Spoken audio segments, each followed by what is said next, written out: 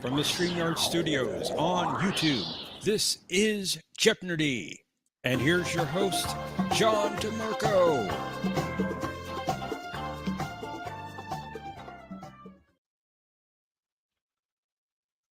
Greetings, everyone, and welcome to this week's edition of Jeopardy! We're glad you're here, and with us, as always, is our co-host, Professor Brainy Specs. Although, unfortunately, we can't hear our co-host at the moment. You know, I muted myself, and I forgot to unmute. Darn those mute things. Matthew's just infecting me, I tell you. Yeah, he has that effect on a lot of people. He does indeed. It's good to see you, though.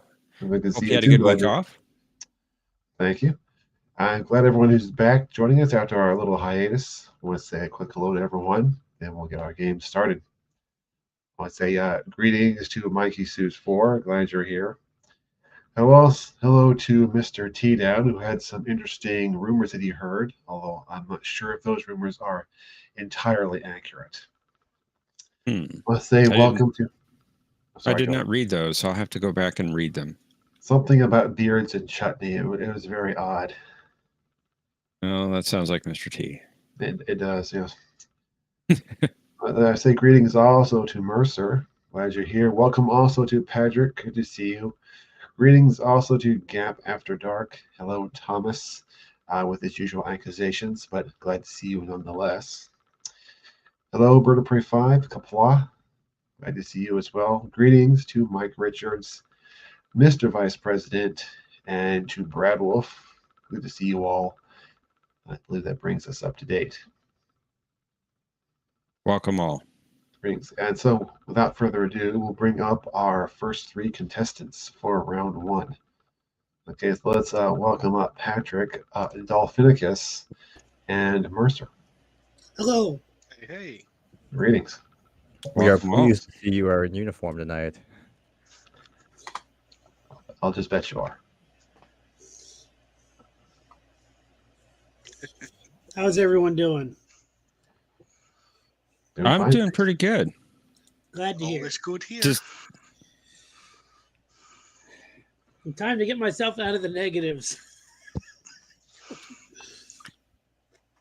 Despite the best efforts of the Senate cabal, we are displeased that you're so fixated on me. On you? Hey, is that the Rocketeer behind you? Yes, it is. I noticed that you had a video on that. I'm sure it's going to be a category, too. That's a distinct possibility. It's the original Captain Proton. We shall see. We shall see. The only thing I remember about the Rocketeer is Jennifer Connelly. She was indeed there. She was beautiful in that movie. Indeed.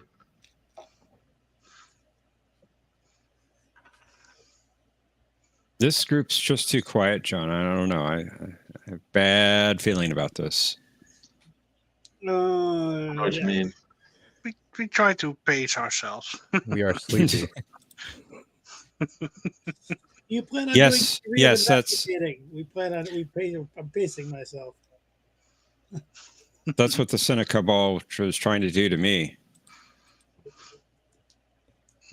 More like Lynch.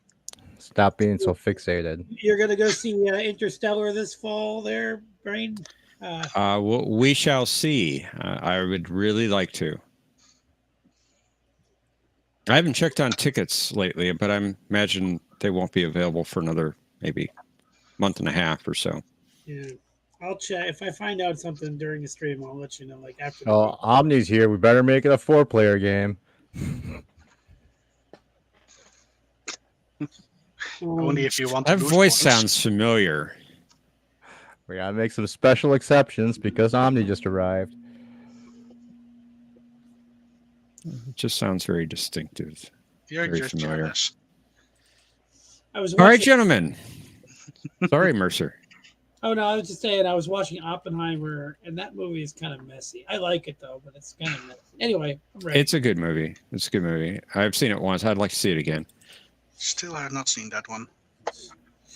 Are the three of you ready to play? Ready Yeah, as well, I'll ever yes. be. Yeah, I don't know if I'm going to do good, but I'm ready, I guess.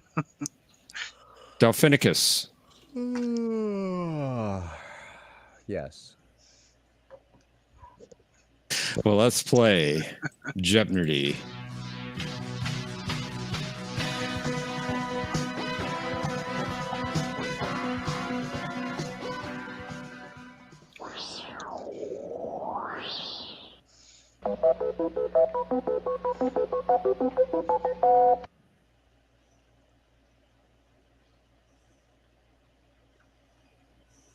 Our first category tonight will be about Z planets. What? There's no such thing. Next, we have 47 in DS9. You will be asked to identify the episode. Our visual category is about Star Trek V actors. We get a picture of a character and we want you to name the actor. That brings us to conspiracy, which is referring to the episode of the same name. And finally, smash hits. Conspiracy. This must be a category all about Jeff. More about Not you. quite. Oh, my goodness. They're just after me. All right, Patrick, you always get are. to go first, my friend. Let's try 47 in DS9 for 400. It's my category. No, it isn't. I'm number one. According to Dural's calculations, the dimensional shifts should occur within the next 47 minutes. Dural.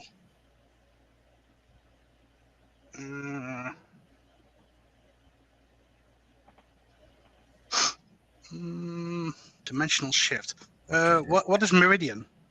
That's correct. Very good. Yay. There we go. Welcome, Anna. Greetings. Good to see you. And Delphinicus. We have If no that is- fear. We will go. if that is your 47 for real name. 500. If that is your real name, It is my real name. Don't besmirch what it. did you pick? 547.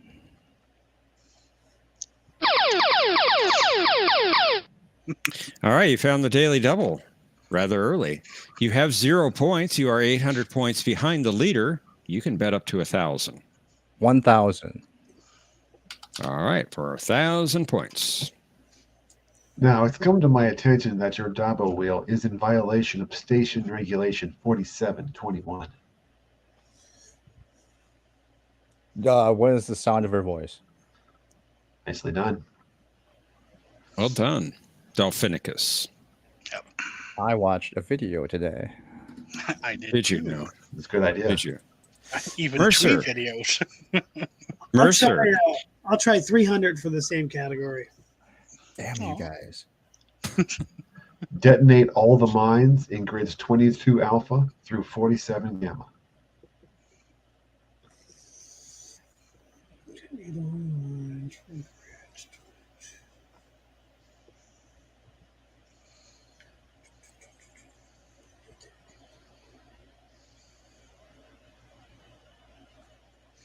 I'm going to pass. You can't pass. Patrick. What is field of fire? That is incorrect. Wrong. Delphinicus. What is Damn. Sons of Moog? That is correct. That one. Okay. Indeed, that one. Darn. All right, Patrick, it's your turn. Let's get something back with Z planets for 500. Uh-oh. Hopefully. Crawling through a Jeffries tube filled with hook spiders at a starbase on this planet helped O'Brien overcome his arachnophobia. Right.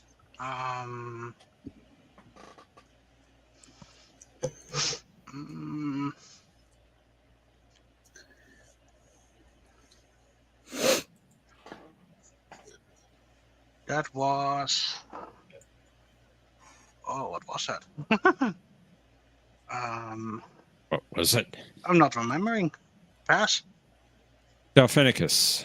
I believe this one started with a Z. Yo. You think? It's possible. The distinct possibility? Mhm. I will pass. Mercer. I'm gonna pass as well. It was 0-4. Of course. Sure It it was, is. it was on the tip of my tongue, bro. You almost had it. Exactly. Yeah.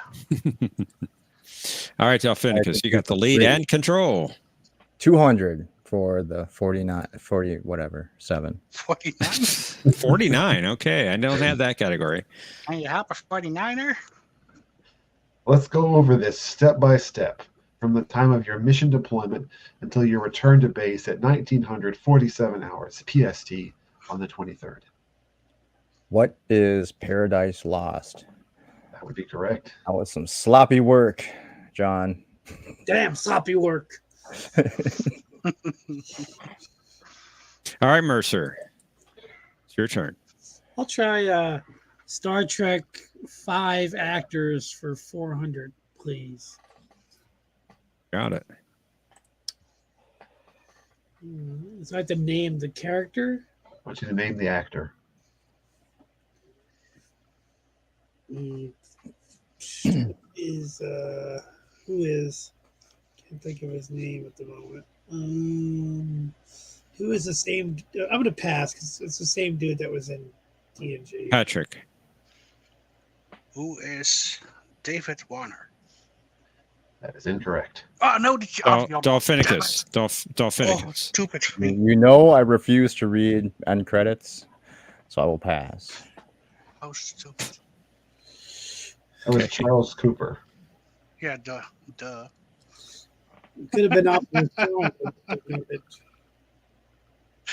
I need to go All back right. to I Patrick. don't remember the That's name just- David Warner, though. Thank you. that. Stupid. It is your turn, Okay. Patrick. Star Trek 5 actors for 500. Need to get some points back. He was.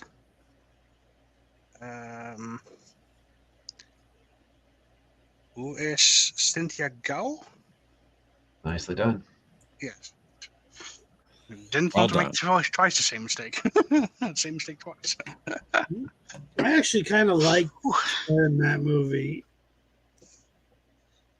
Shouldn't have much acting ability, but Delphinicus. She was fine. I mean, there wasn't a lot to the role. No, That's indeed. true. Delphinicus, your turn. We will finish 47. The Defiant has decloaked and begun to attack the outpost. We've lost contact with Outpost 47. What is Defiant? That's correct. Nobody in it. Good job. Good job. Mercer, it's time to get some points. It's your turn. Let's try Star Trek 5 actors for 300. Who is Harv Bennett? That's right. You got it. He's not really an actor, though, but he acted in Well, that moment, I guess. Yeah, he did act. All right, Patrick, back to you. Cynthia Gao is better than him. Let's try conspiracy for 300. Oh, remember, they're all in Kirk's stream, so you have to take that into account. That's important to remember. Good point. Although the exterior was not seen, the Horatio was identified as this class of starship. That was, what is an ambassador class? You got it. Very good. Game is tightening. Delphinicus, it is your turn. Come on, David Warner for 100. Star Trek 5. Yep. Who is David Warner? That's right. It's Mr. Lovejoy to you. Or it's, what's his name? The Scrooge's bro of, I can't think of his name. Cratchit. Mercer, it is. It is your turn, Mercer. What is smash hits? I'll try that for 300. The visual record of this holographic character was enough to smash the house of cards that had been apparently set up by Tomalak. Oh, who is Minuet? That's right. Nice. Well done. Thanks. And the game tightens even further. Patrick, it is your turn. Let's try conspiracy for 500 this time. The Enterprise was en route to this planet when the ship received a Code 47 transmission. Alderaan. I'm kidding.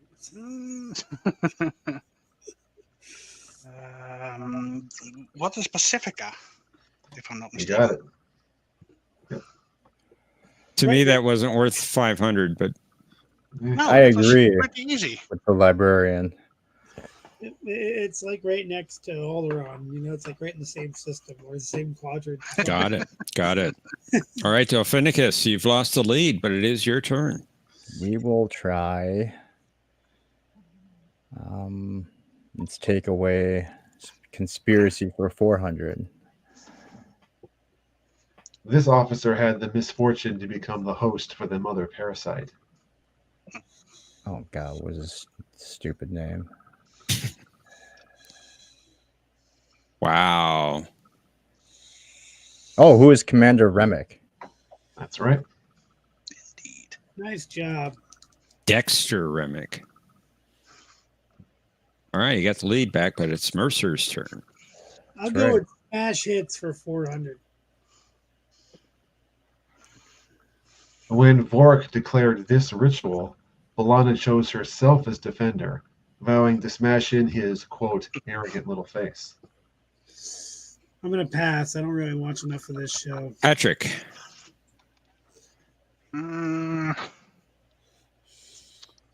Yeah. Can't remember that episode really well, so pass. Dolphinicus. I should pass this one, but I will pass. But I want to guess. Is it What's your the guess? Caliphie or whatever? That's a good guess. It's the Kunat Caliphie. Oh, damn it. Would you accept it just Caliphie? Yeah, I think I would have given you that one. Oh, come on. Too late. You already passed. All right, Patrick, your turn. Let's try conspiracy again for 200. Picard passed the test by confirming, among other things, that this individual had introduced Jack Crusher to Beverly. Mm,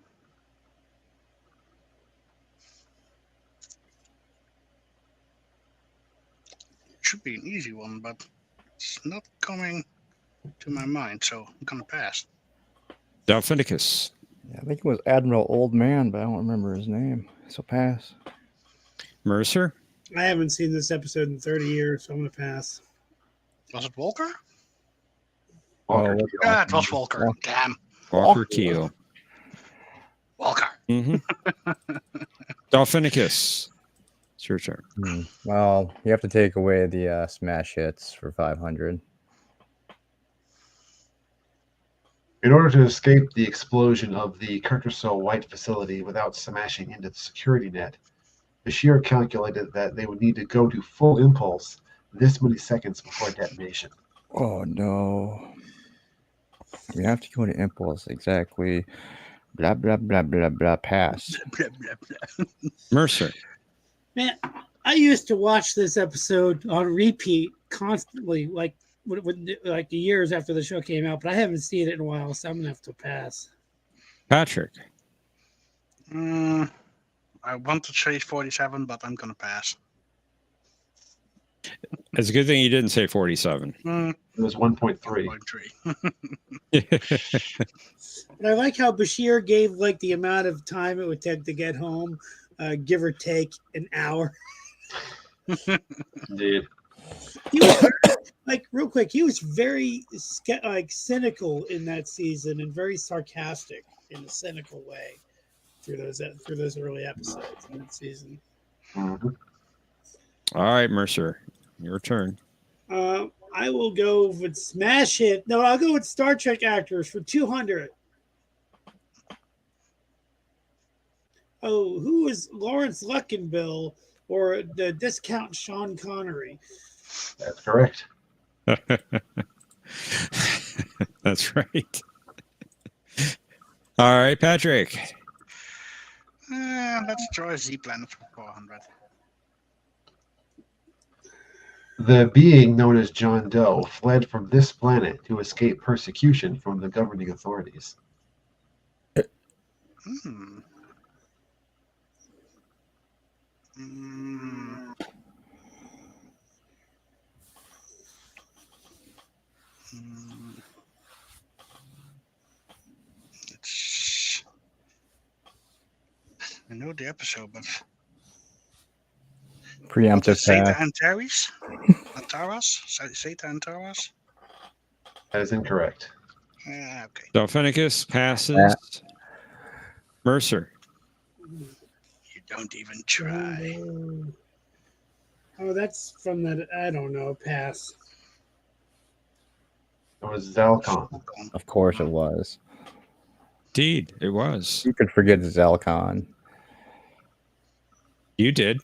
Delphinicus, it's your turn. Rude.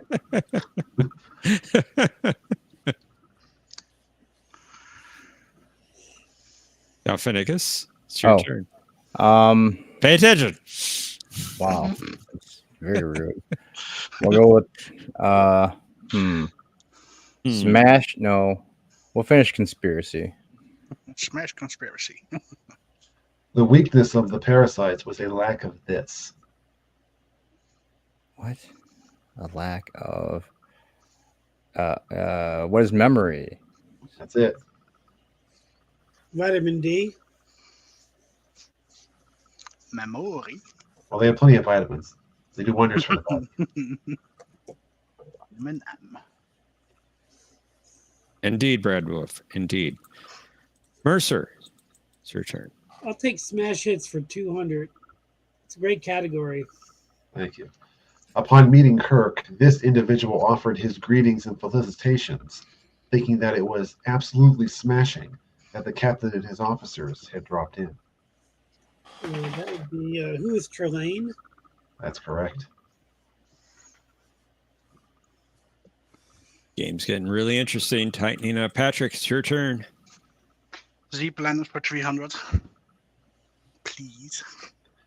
The USS Lalo departed from this planet on a freight ride to Sentinel Minor 4, but Starbase 157 received a distress call reporting contact with an alien vessel described as cube-shaped.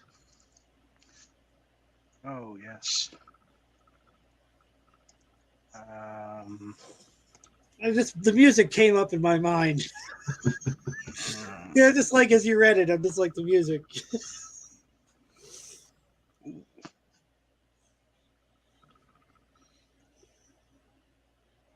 It's fleeting.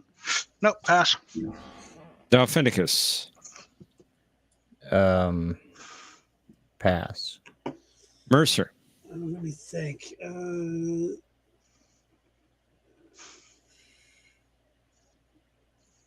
I don't remember the name of the planet, but I do remember the music too. I don't think that's going to help you. It was Zeta Alpha 2. Mr. Data, how long will it take to get there in Warp 9? Make it so. Delphinicus, you've got the lead and control. Only Z planet I know is Zatar. Let's see that for 100. All corporeal life on this planet was destroyed, but the life force of the last 100 survivors searched for a new body for a millennium until they found Mira Romaine. What is Zatar? That is correct. Well done. Mercer. I'll try smash hits. Admiral Kirk asked this opponent for time, since the bridge was smashed and the computers inoperative.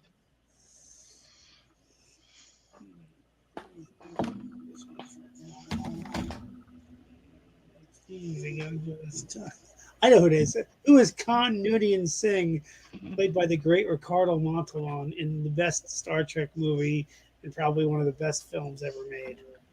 You got it.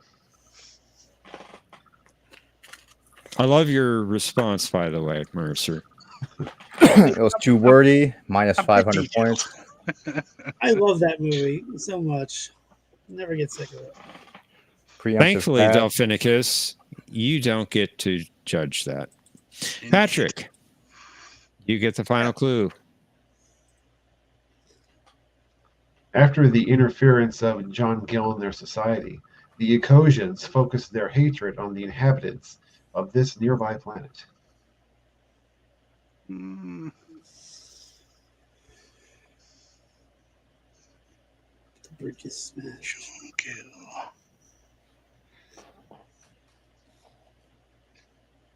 Oof.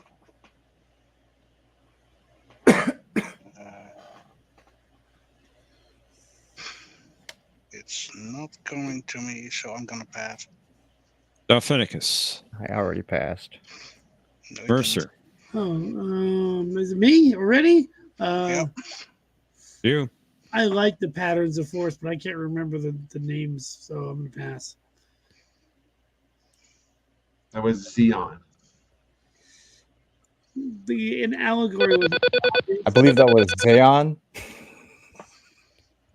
didn't. Yeah, let's have the guy that hosts the game lose points. John, you lose 200 points for that. We should Duly deduct noted. points for being rude My to the ass. host. John, you know I'm just kidding, right? No, I'm talking about Delphinicus. I was just trying to get the correct pronunciation. Uh-huh. I think you were being rude. All right, Hey. Cosmobuzz.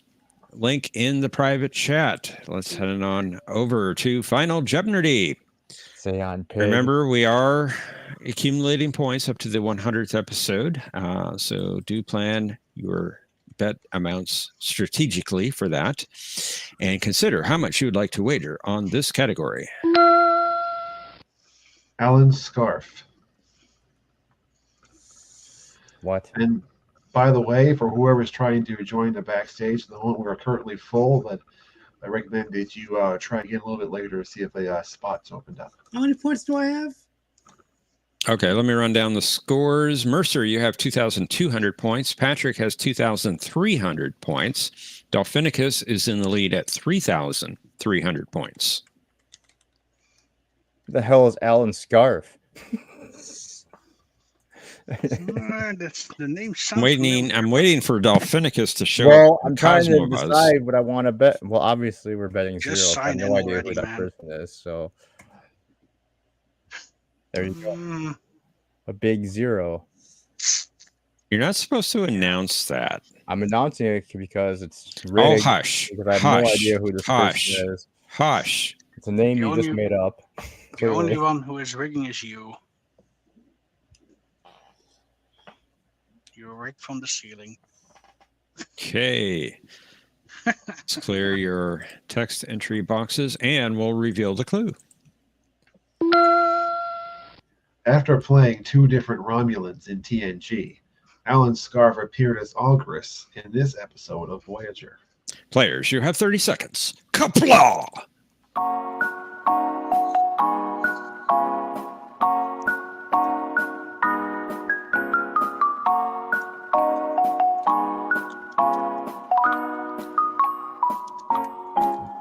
This one.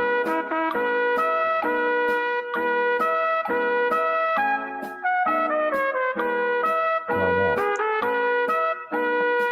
No, it was the other one. Dang it. Oh, well. I bet 0 points anyway. It doesn't matter. We should mute his mic. I think you're right. It's rude. Was trying to type it, but was still in the StreamYard screen. Oh, that doesn't help, does A it? likely story. Minus 2,300 points. No, minus 600 for you because of complaining. All right. I know Let's which find one it out is. I know. who our champion is. All right, Mercer, you had 2,200 points entering Final Jeopnerdy. What was your response to the clue? Was Message in a Bottle the only Voyager episode I could think of? Unfortunately, that was not correct. quite often. How much was your wager? 311, taking you down to 1,889 points. Interesting strategy. Patrick, you were in second place at 2,300 points. What was your reply? It was a strategy. Resistance. Nicely done. That is the correct response. Don't even show mine. Good song. Very good. I didn't even pick Who an you were episode talking title. about. And what was your bet amount? 300, taking you up to 2,600 points. That's Good. conservative. Dolphinicus, you had to lead it. 3,300 points. What was your reply? Said don't show it. I have to. It's my Yes. job. As we all know, that it's incorrect. And what was your bet amount? We already know that because you blabber it all over the place. It's 0. Leaving you at 3,300 points. And you are the champion, Dolphinicus. As rigged as it was, you are the champion. Yeah. I never doubted it. Which just shows it was not rigged. Indeed, Professor. I had an idea who it was, but I didn't want to. Lose it all if I was wrong. I thought of that right after I put Prometheus, but then I remembered I didn't bet any points, so it didn't matter. Hey, Yeah, Brainy, that have you doesn't ever gone to a baseball game and had popcorn? I've gone to Never baseball games. I don't think I've had popcorn at baseball games. Why? Oh, I just. I think I know where you're going with it, though. Yeah, Go ahead. I think popcorn at a baseball game is unnatural. Eat hot dogs, right? Yeah. I got to tell you, Thought so. real quick, I think that scene is a tribute to the movie 2010, which I'm sure Nolan loves because what's his name's character was talking about hot dogs in that movie. Mhm. Yep. Anyway. Thomas is Indeed. calling Dolphinicus a kind of mushroom. What? Thank you, John, for letting me Champignon. play. Of course, glad you joined us. John, thank you for letting Minus me 10, play. I 100 appreciate it. points for being rude. You're quite welcome. And I enjoy our little exchanges during the week. Yes, I enjoy those as well. They bring me a lot of joy because Star Trek is so quotable. Just any part of it. I agree. Actually, T-Down, I do enjoy popcorn. I just don't think I've ever had it at a baseball game. Of course, you knew where I was going. Of course, you did. Yes, I did. Of course I did. Well, thank you for a lovely, lovely round. Thank you for playing. Appreciate it. Hopefully, I'll be back at the end of the session, but I'm not positive. Okay. Okay. Bye, guys. Thank you again for letting me play. And again, I Thanks. expected more than an idle threat from you, Picard. Then you shall have it. Dude, Tomahawk is awesome. He's a jerk. Yep. He's so damn serious. Well, thanks for playing, Mercer. Thank you. You guys could kick me out? Are you guys gonna kick me out? Yeah, I'll put you backstage. Sweet. And we are having somebody try to enter in the backstage. So if somebody has played already, could Probably that leave. Omni guy. Well, let's welcome up for round 2, Vertebrae 5 and Mikey. Challenge Dolphinicus. Another easy. Challenge or succumb? That's the question. What? Hey, Vertebrae. Blah, Mikey. Gabra. Ooh, my. Hail to the Karogan Alliance.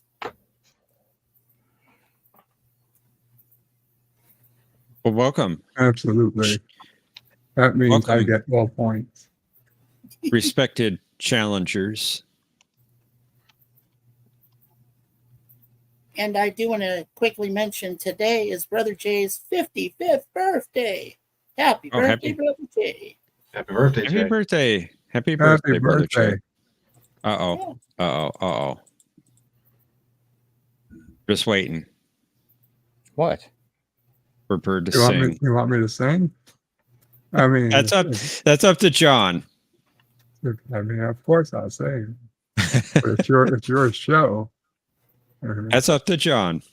That's fine with me if you want to. Happy birthday to you. Happy birthday to you. Minus 10,000 Happy points. birthday, dear brother Jay. Happy birthday to you. Applause. Ah, Well done, Bird. Well done. and many Boy. more. But don't let the Negative phaser hit points you for saying- anymore.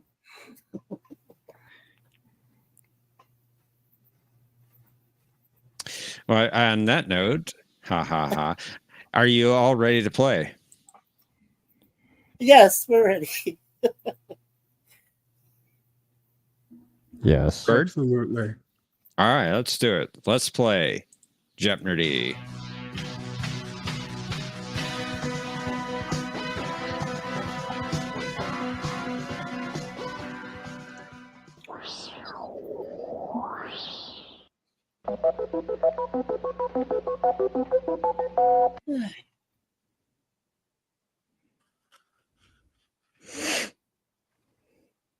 First category is about W and Y planets. There's 47 in TOS and Enterprise. We're looking for you to identify the episode. The visual category is about who did they play in Star Trek V. We will be shown a character from elsewhere in Star Trek. The perfect meet. Oh,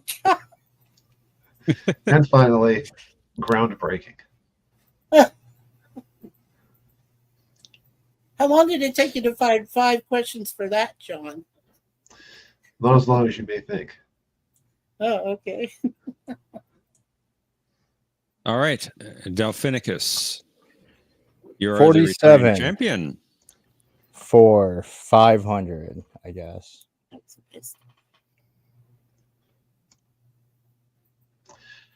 Calculations indicate that shields will last only 47 minutes.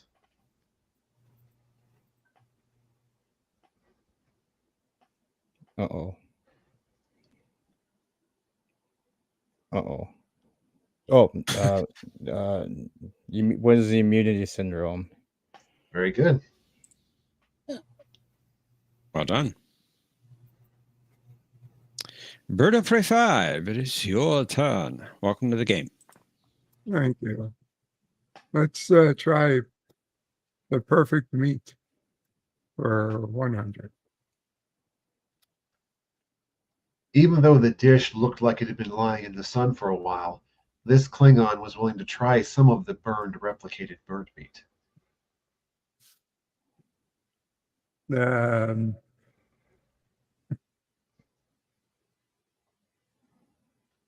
Who is future Alexander? Unfortunately, that is incorrect. Mikey. What is chicken? We're looking for the name of the Klingon in this case. Oh, the Klingon.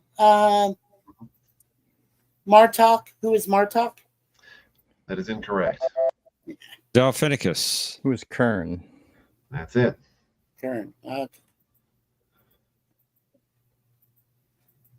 Oh, right. Okay, Mikey. It's your turn. Okay. Let's start from the beginning. Who did they play in Star Trek V for 100?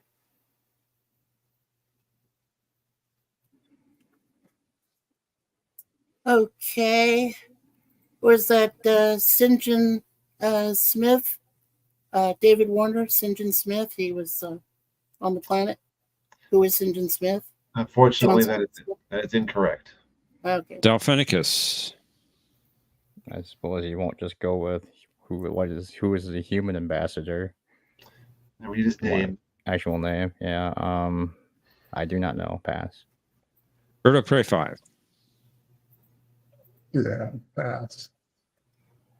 Well, Wow. St. John Talbot. Talbot. Okay. Yeah, I just got the last name wrong. I got the John part right. Okay, Delphinicus. got a good lead already. It's your turn. 47 for 400. We have 47 minutes until our reactor breaches. What is a divergence? That's right. Very good. Photo Prey 5. Your turn. Do perfect meat for 200. McCoy thought that straw would taste better than the meat created by this being.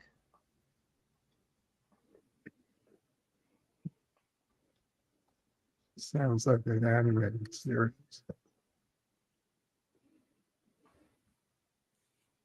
Pass. Mikey.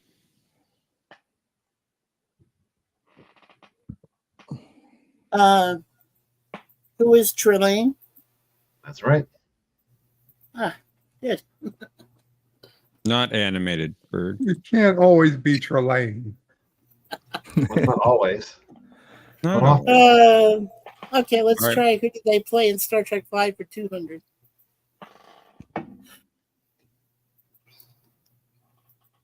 Okay.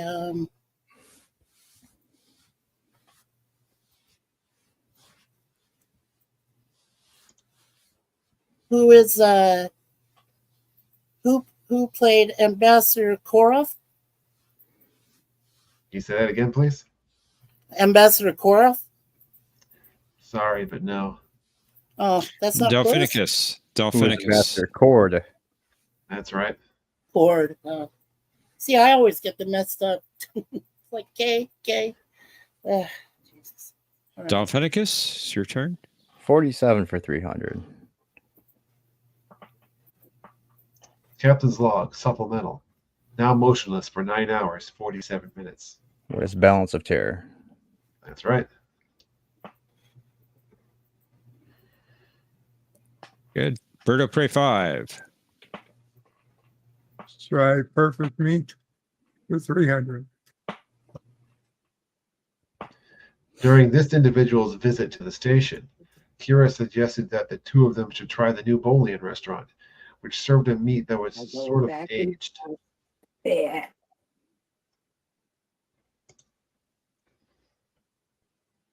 Who is Vedic Burial? I'm afraid not. Mikey. Pass. Delphinicus. Two of them. Ah, Yeah, shit. pass. You're on the right Right track, there. Bird. It was Shakar. Oh, Shakar. And whomever's trying to enter the backstage, we're full right now. I apologize. Yeah, sorry about that. Mikey, it's your turn. Let's try 47 in TOS and Enterprise for 200. SS Beagle, small class 4 star drive vessel. Crew of 47, commanded by Jim, I believe you knew him, Captain R.M. Merrick.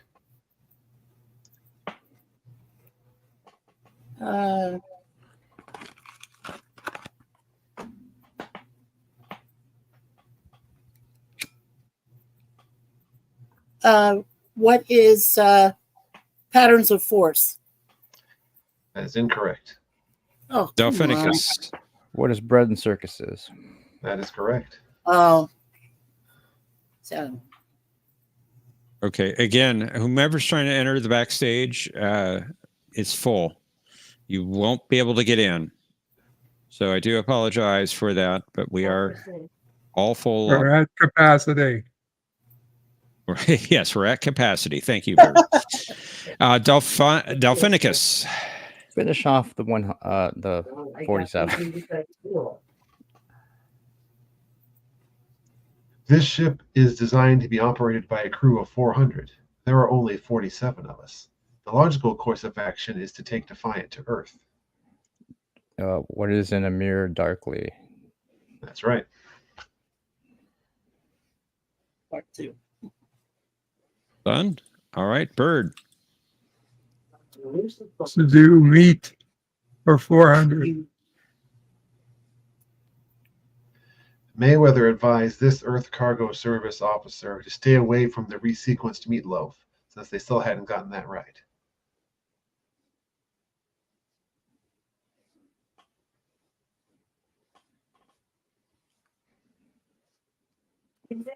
Pass. Did you say pass? I did. Yes. Mikey, Pass. Delphinicus, No one pays attention to what Mayweather says, so we'll have to pass also. That was Matt Ryan. Ryan. all right, Mikey. Let's try groundbreaking for 100. The crash of the Enterprise D's saucer section on this planet was quite groundbreaking. What is Viridian 3? That is correct.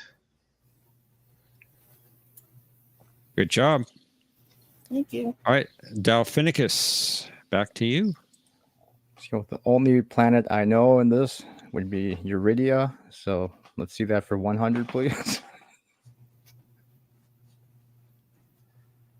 Whereas Dr. Dang McCoy it. saw a young Nancy Crater, the salt vampire appeared to Crewman Darnell as a woman he knew on this planet, although it is unclear if she had any gum.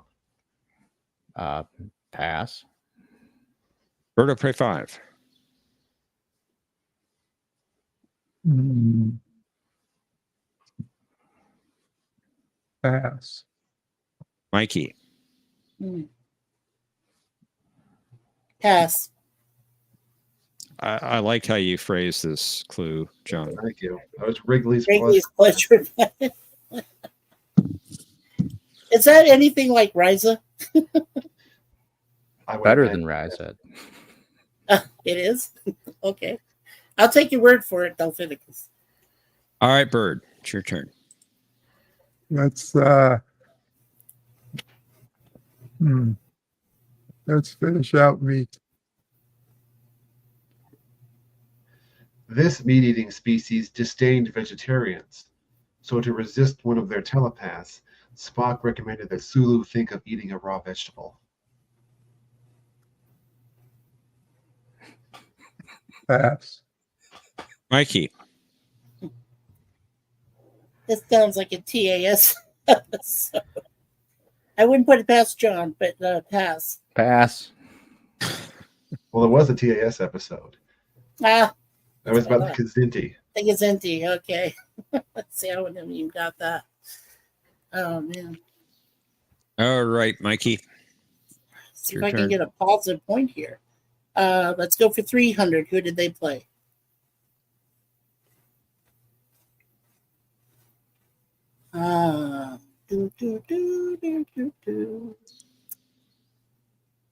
That's cute. He's an admiral there for sure.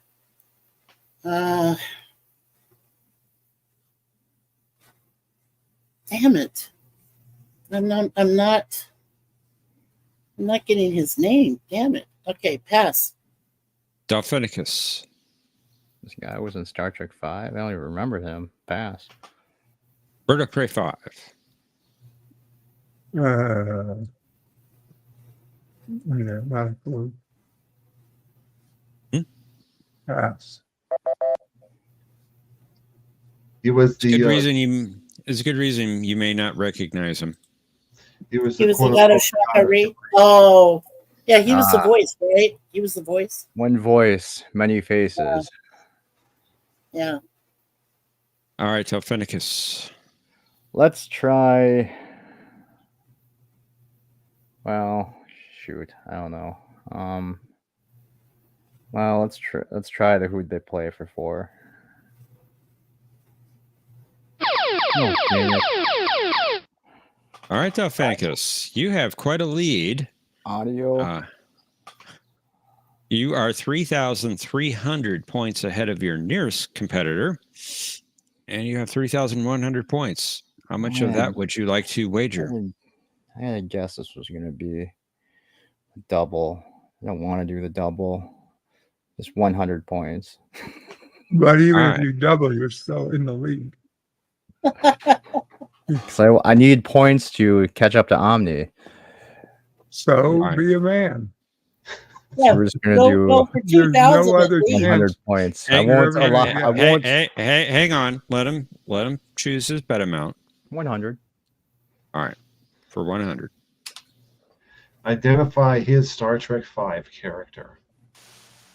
Engine room flight recorder visual star date. I have no idea. 8.78. No clue. Take a guess. Think of the characters in the movie. I have no idea. Take a guess. I'm Trying to help you. guessing it's gonna be like one of those people from that. You're a Vulcan guy. Okay, that was the voice of Harv Bennett, meaning the character he played was Admiral Bob. Oh, was it really? Admiral Bob. Doesn't even sound like him.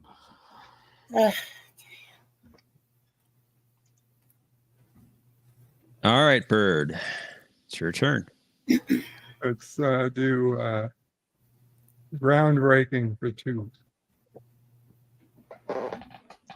While on the way to investigate the fate of this lost Earth colony, Mayweather and Sato examined photos of the groundbreaking ceremony for the town hall.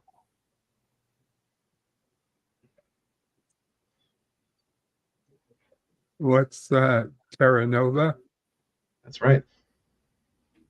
Good job, Bird. Thank you. Indeed, good job. You're back to 0. Mikey, it's your turn. All right, let's finish out that. Who did they play for 500? Wow. I can hardly even see the person. In case you can't tell, that's the Klingon translator from Star Trek VI. Okay.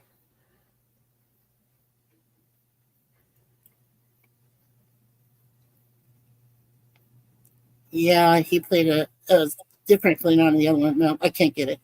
Pass. Delphinicus. Crap. What was it?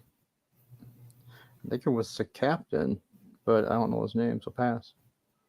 Come on, Bird. Bird. Oh, now I Pass. remember. Yeah, now I remember too. Did you pass? Pass. Was it Claw? Yes. Sorry. When there are multiple people talking at the same time, I want to make sure that I'm hearing it correctly. I apologize there, I don't.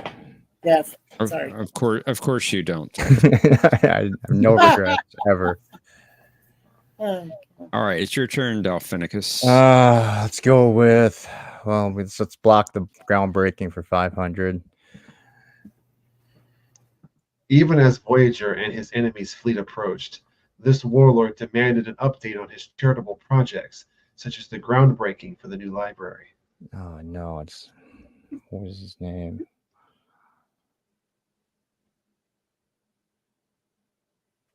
I can't think of it. Pass.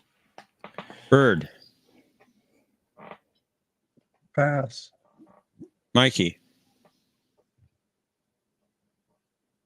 pass. Mr. Warlord. His name was Karen? Tyrion. Tyrion. Oh, Tyrion. Bird. It's your turn. Groundbreaking for 300. Breaking ground on the Millennium Gate was scheduled for the first day of the year in this town, despite the opposition of Mr. Janeway.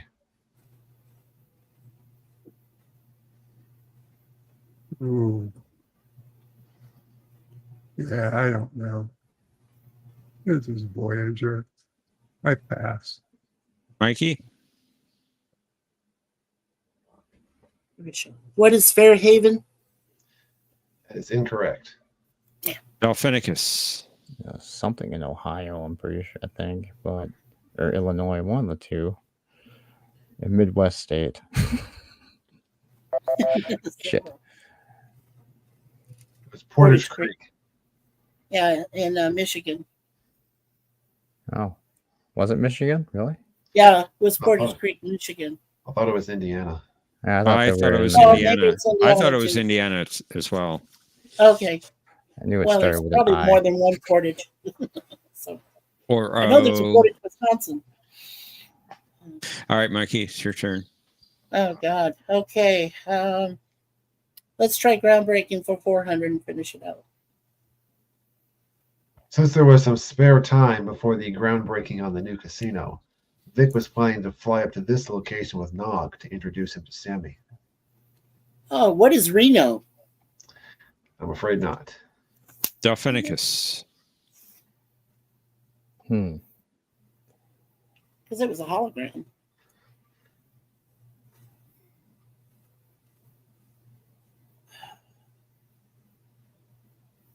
Oh no, pass. Bird.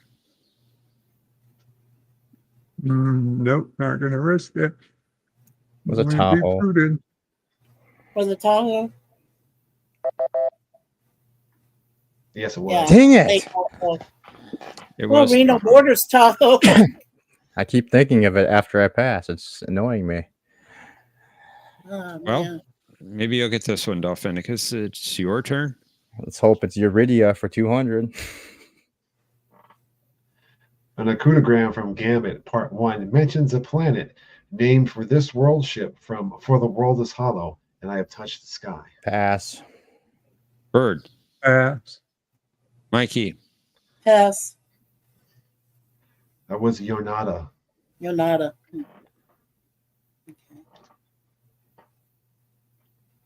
I can tell this is going to be a And- popular category. Indeed. Bird. It's your turn. 300.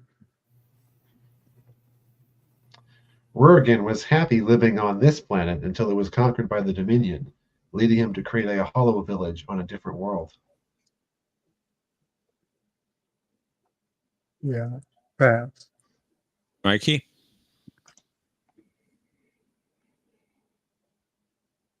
Pass. Pass. Delphinica passes. Delphinicus passes.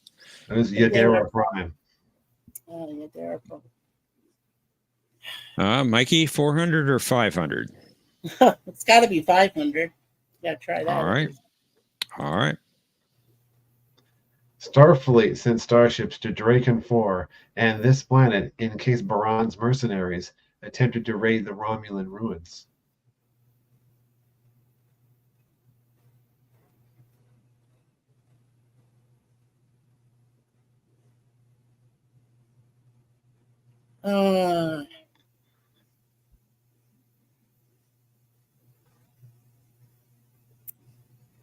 Damn, no, I'm not going to risk it. Pass. Pass. Delphinica passes. Bird of Prey 5. Pass. Was that a pass? Pass. Yes. Yes, that was Yadala Yadala Prime? Prime. Yes, lots of primes. I would have got it. Indeed. All right, Delphinicus, you get the last one. Here it Come on, comes. Uridia. After Voyager located their species, Azan and Rebbe had the chance to grow up with their own people on this planet, with Mazati also joining them. No. No. Pass. Bird. Pass.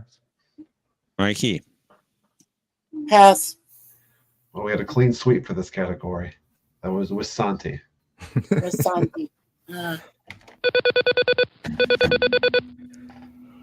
All right. Unfortunately, we only have one player eligible to play Final Jeopnerdy, and that's Delphinicus. So sorry, Bird. Sorry, Mikey. No worries. Same room. I don't even know Do if we we need really it. need a room for this since it's just me? I do need your answer. Oh. Hold on. So, Delphinicus, you have 3,000 points. And consider how much you'd like to wager of that 3,000 points on this category. 47 in TAS. Wait a minute. There was only one episode in that entire video. So we will go with Oh, I better be this one. I'm gonna be so angry. You know what? We're gonna play it safe. We're gonna go with, just in case it's not the one. You know what? Screw it. 2000. 2000. Yeah. Right. 2000. We'll keep 1,000 for our bank. And let's reveal the clue. After rescuing this traitor / general nuisance from a Klingon attack, Captain Kirk accused him of violating 3 Federation mandates and 47 local ones. Player, you have 30 seconds. Kapla! Yeah, this is the easiest question in the whole game. I think it's the other way around.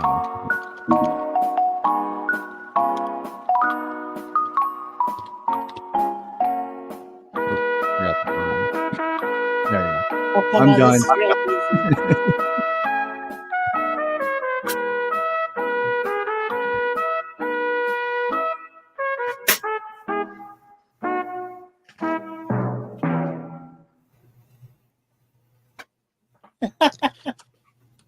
All right. Nice one, Brad.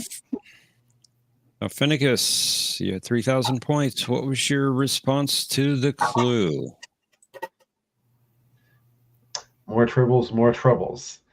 While that is the episode it's from, that was not the answer I was looking for. Oh, what? That hardcore fed in mud. That was Oh, Cyrano Cyrano Jones. Jones. Okay. Damn it! I wasn't listening to the question. You Try to you figure it have out. you have to take the context in. And of course, you bet 2,000, so that takes you down to 1,000. That's okay. But At you least it was still the gain episode 1,000. that was in the video. It wasn't some like trick question. So we'll take it. Hey, you still won though, Finnicus. Good game. Well, I knew that would happen. Well, Of course I don't you did. I don't feel so bad about my loss of points because actually I'm back to an even 3,000, and I've got 4 more weeks to make that up, or 3 more weeks at least. So, not badly, not bad. Time's up. Not quite. Oh, Well, thank you for you playing. win Bird. some, you lose some. All right, we'll see you Thanks for- guys after the show. Thanks for playing, Bird and Mikey. Take Thank care. you, Jeff. Thank you, John. God Good bless questions all. this week. Thank you. Bird out. Have a good night, Bird. I should have bet 0.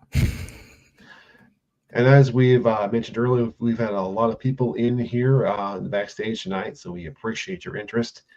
That means, unfortunately, we will not have enough spots to get everybody into a game this week. However, you will, of course, be welcome to join us for the chat that we have after the games.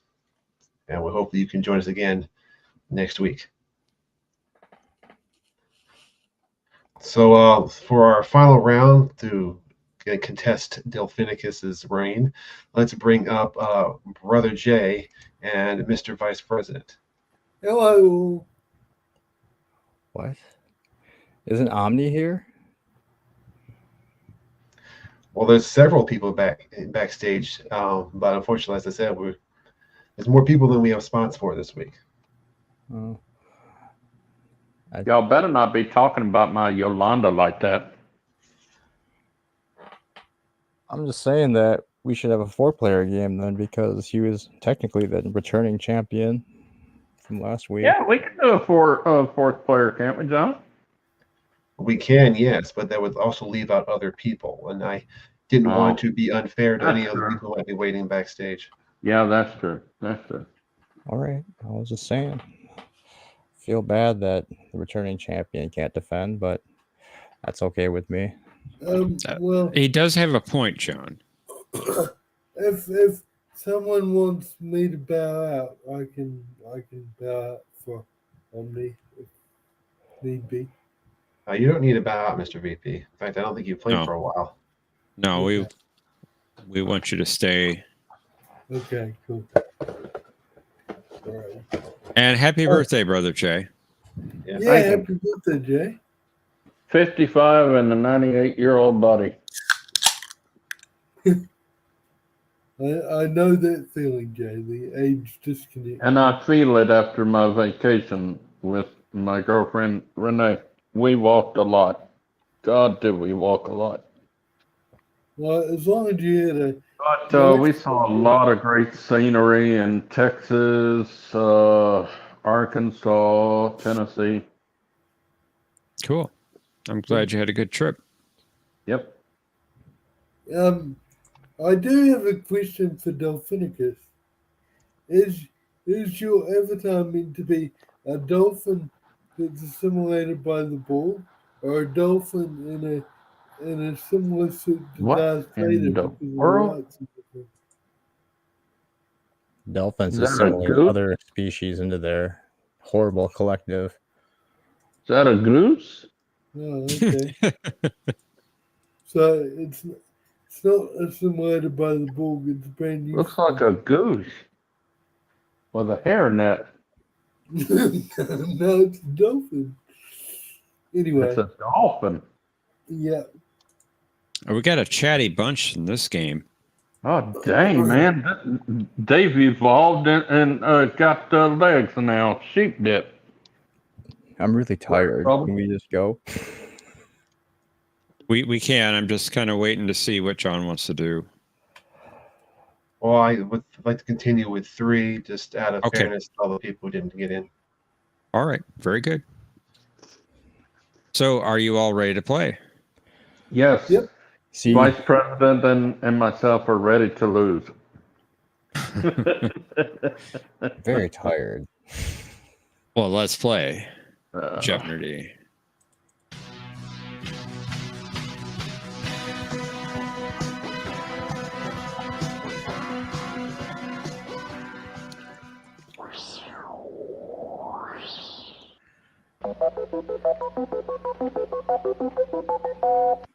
V planets. Oh wait, no, 47 and Voyager. H planets. 69 in Star Trek. Neutronium. In this case, we'll be looking for the name of an episode based on a I quote. watched this video. Yay! Good plan.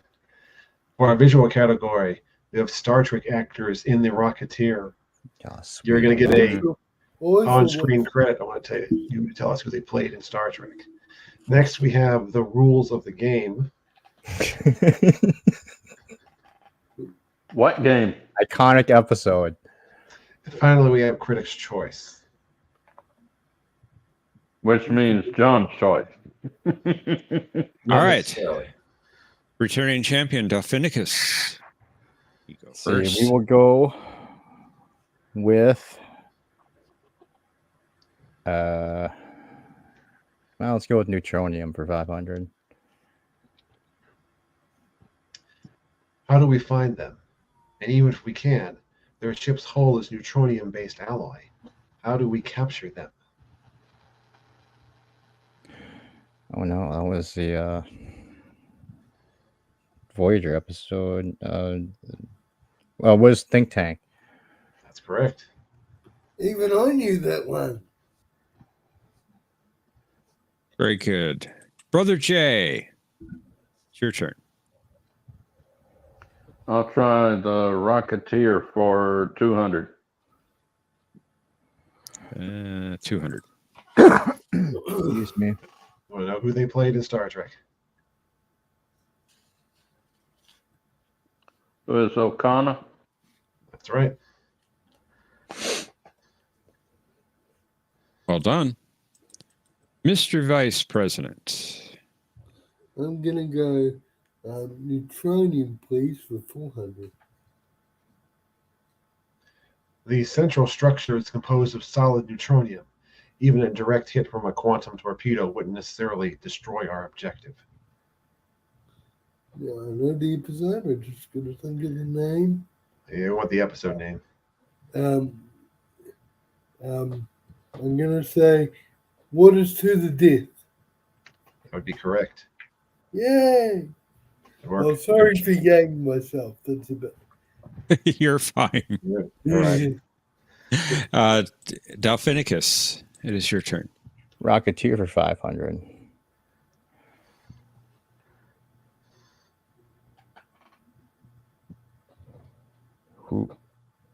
Who's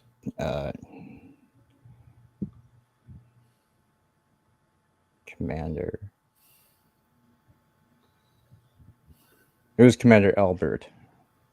Very good.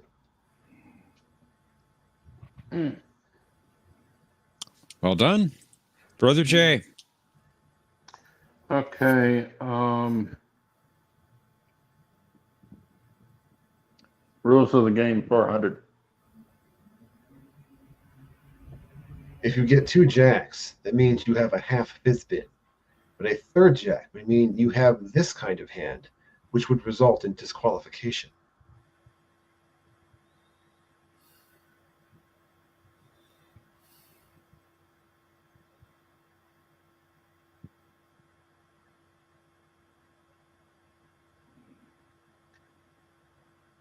Pass. Mr. Vice President. Pass. Delphinicus. You want the episode, right?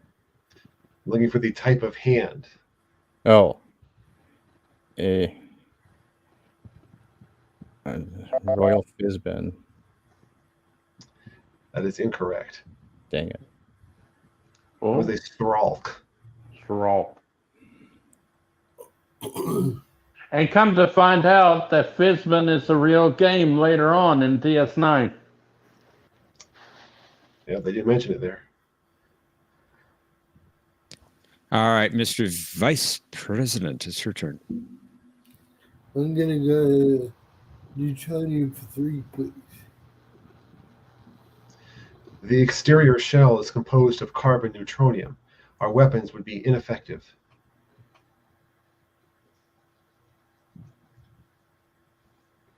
What is the Doomsday Machine? That is incorrect. Oh, Delphinicus. What is relics? That's it. oh that one, yeah. So, well done, Delphine. And Delphinicus, your turn. Rocketeer for 400.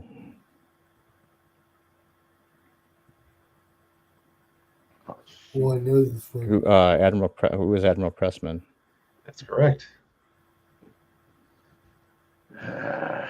Excellent. Brother Jay. 10-1, it's somebody I don't know.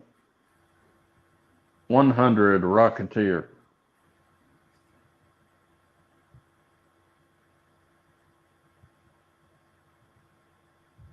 Hmm? It says Max Grodenchik if you can't see it. Oh, is it that weird one? Who's wrong? That's right. You calling Rome weird? Yeah, he's got a weird looking face. It's natural. Wow. Okay. Well, And I'm you not can saying that it's a bad looking face. I'm just saying it's different. And you can see there were a few other correct responses as well. Yeah, it says he actually played several different characters in Star Trek. Oh, I didn't know that. Okay. All right, Mr. Vice President, it's your turn. I'll stick with you, Neutronium. We'll go 200, please. Our eminent guest, Dr. Paul Stubbs, will attempt to study the decay of neutronium expelled at relativistic speeds by a massive stellar explosion which will occur here in a matter of hours. I don't think of the name of the episode. I'm gonna guess. I know the episode. I'm gonna guess. What is evolution? That's a good guess. Indeed. Good job. Good job. Delphinicus, we're back to you. Rocketeer.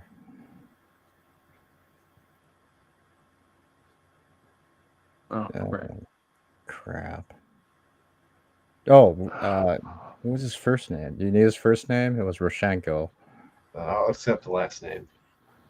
Who was Roshenko? That's correct. Nikolai. I knew it started with Nick. I just couldn't think of the whole thing. Brother Jay? Yeah. Your turn. Critics' choice for 100. I'm sorry, how much? 100. When this officer asked about his Kobayashi Maru performance, Kirk explained that he wasn't a drama critic. Oh, who is Dr. Leonard Bones, son of David McCoy? That's correct. I like your thorough answer, Jay. They never very said good. who his mother was. True. Mr. VP. Neutronium for one, please. Sensors show the object's hull as solid neutronium. A single ship cannot combat it. Now this is what is Doomsday Machine. That's it. Wow. Very good. one. Dolphinicus.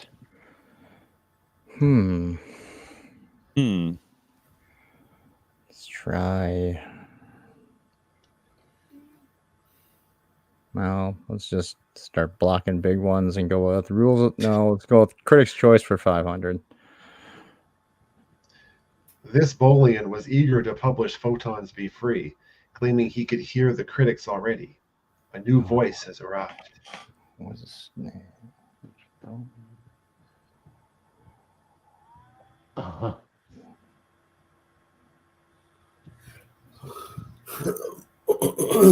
Broach or something stupid. Broach and something.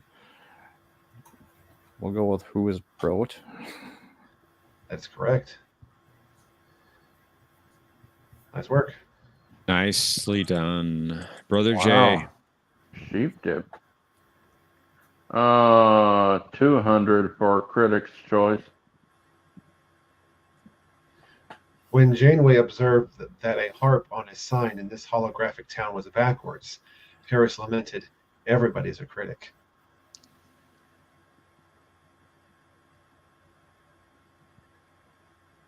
You need the town. Yep. Oh, what was the name of the town?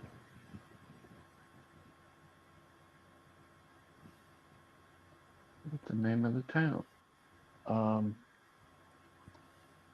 What is Fairhaven? That's right.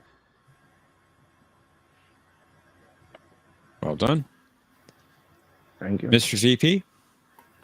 Critics' Choice for 400, please. After trashing his own artwork, he explained that when he got drunk, he became an art critic.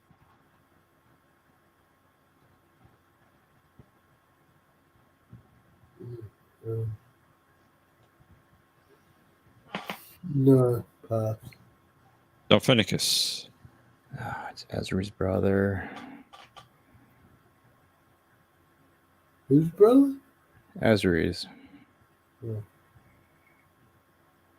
Oh, pass. Brother Jay.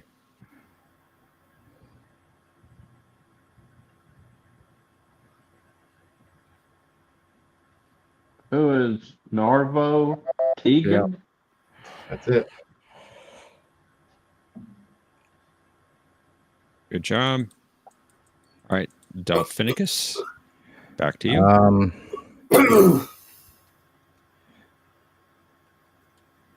Let's just finish off Critics, I guess. This scientist described his mother as a woman of letters and a great critic, but he wouldn't want to be flying through space with her. Oh my God, what?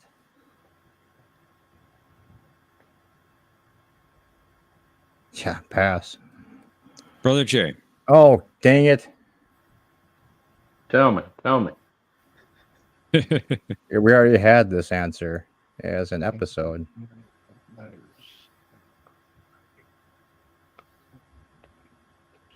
I don't know. Mr. Vice President. Trying to think of a female scientist. It's a guy. Stubbs. Yep. Oh, It is yeah. indeed Paul Stubbs. I was nowhere near him. I was in Enterprise. Brother Jay. I know nothing about this rules of the game. So let's go with H planets for 100. This planet was so renowned for its peaceful beauty that some believed it had mystical healing powers, and to that end, it was visited by the last Turelian plague ship. Oh, hi, man. Oh my god, the only planet I know. Can we pause the game for a few seconds, guys? What is Haven? Sorry? That's correct. And yes, we can pause for a moment if you need, Mr. Vice President. Dang it! Jay, that was the only planet I would know. Yeah, me too. Ah! Bring the panel back up as we wait. All right, Jay. What other H planets are there? Let's think of them quick. I can't think of any.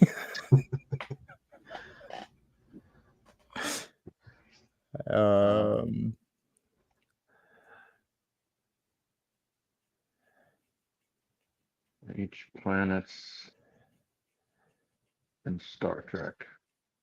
Hemikek. Hemikek, there you go. I don't remember what episode that's from, or I know what it's about, what planet that's about. So, oh well. Thanks, guys. We're screwed. My apologies, I'm back now. Okay. All right. We'll continue the game, and it is your turn, Mr. VP. Rules of the game for 100, please. In this game, when one is outmatched, the game is over. Checkmate. That's do you want the episode or the game? The name of the game? Just the name of the game in this case. Chess. You phrase that in the form of a question. Three-dimensional chess. What is chess? Very good. Believe You that's got a it. who is chess. That would equally be acceptable. Is that how you spell chess? Yep. Yep. CHESS. If I answered what is three-dimensional chess, would you have taken that one, or just chess? I mean, I suppose I would have taken it, yes. I'll they just say just generic chess in that case. Yeah, true. All right, Delphinicus, your turn. Can't allow 1,000 points. So rules of the game for 500. Oh, you have no problem with me on that one. As Odo recalled, he and Ducat played this game one time, and Ducat cheated. Oh man.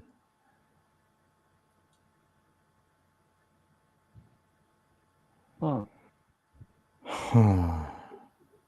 What's that? I think I know it, but I'm gonna pass. Brother Jay? I'm not gonna try it. Passing? Are you passing? Yes. Mr. VP? I'm not going to risk it. Pass. It's not Kotra, is it? No. All right. Calevian Montar. Oh, I was nowhere near Ferengi. Okay. All right, Brother Jay? Your turn. H planets for 200. In a possible future, Worf was the governor of a small Klingon colony on this planet. Oh, I know this one. I think. Tell me.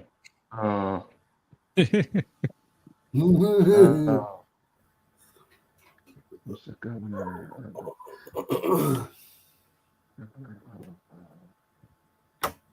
Well, he's gonna get a pass. Mr. VP? I'm annoyed at myself for not thinking of it because I know the episode, but I just can't think of it. Pass. Delphinicus? We're gonna guess and go with what is Hatoria? That is correct. Good guess. It was in All Good Things, wasn't it? Yeah. Yep. Yeah. All right, Mr. VP. Yeah. Never mind. Rules of the game for 2, please. By including this substance in the Genesis matrix, David Marcus was changing the rules, just like his father. Oh, shoot. I know, right? Yeah. Oh. I thought it was a ratio that he changed. I didn't know he put a substance in. Pass. I'm not doing that. Delphinicus. What is protomatter? That's it. Oh, Yeah. Delphinicus. We shall finish the game. Mistral was not concerned that he did not know the rules of pool, since it was based on a simple form of this type of math.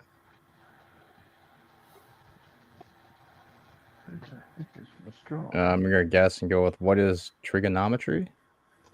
That is incorrect. Dang it. Brother J.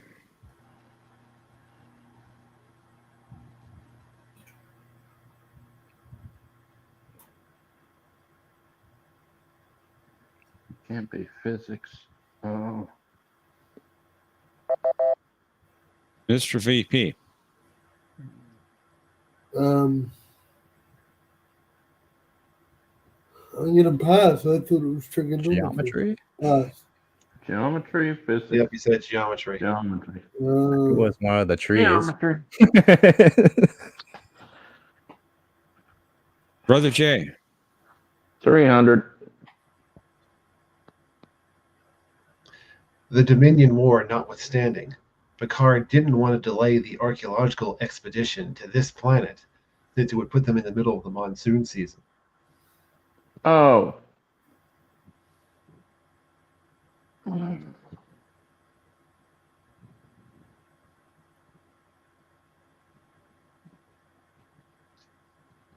Dang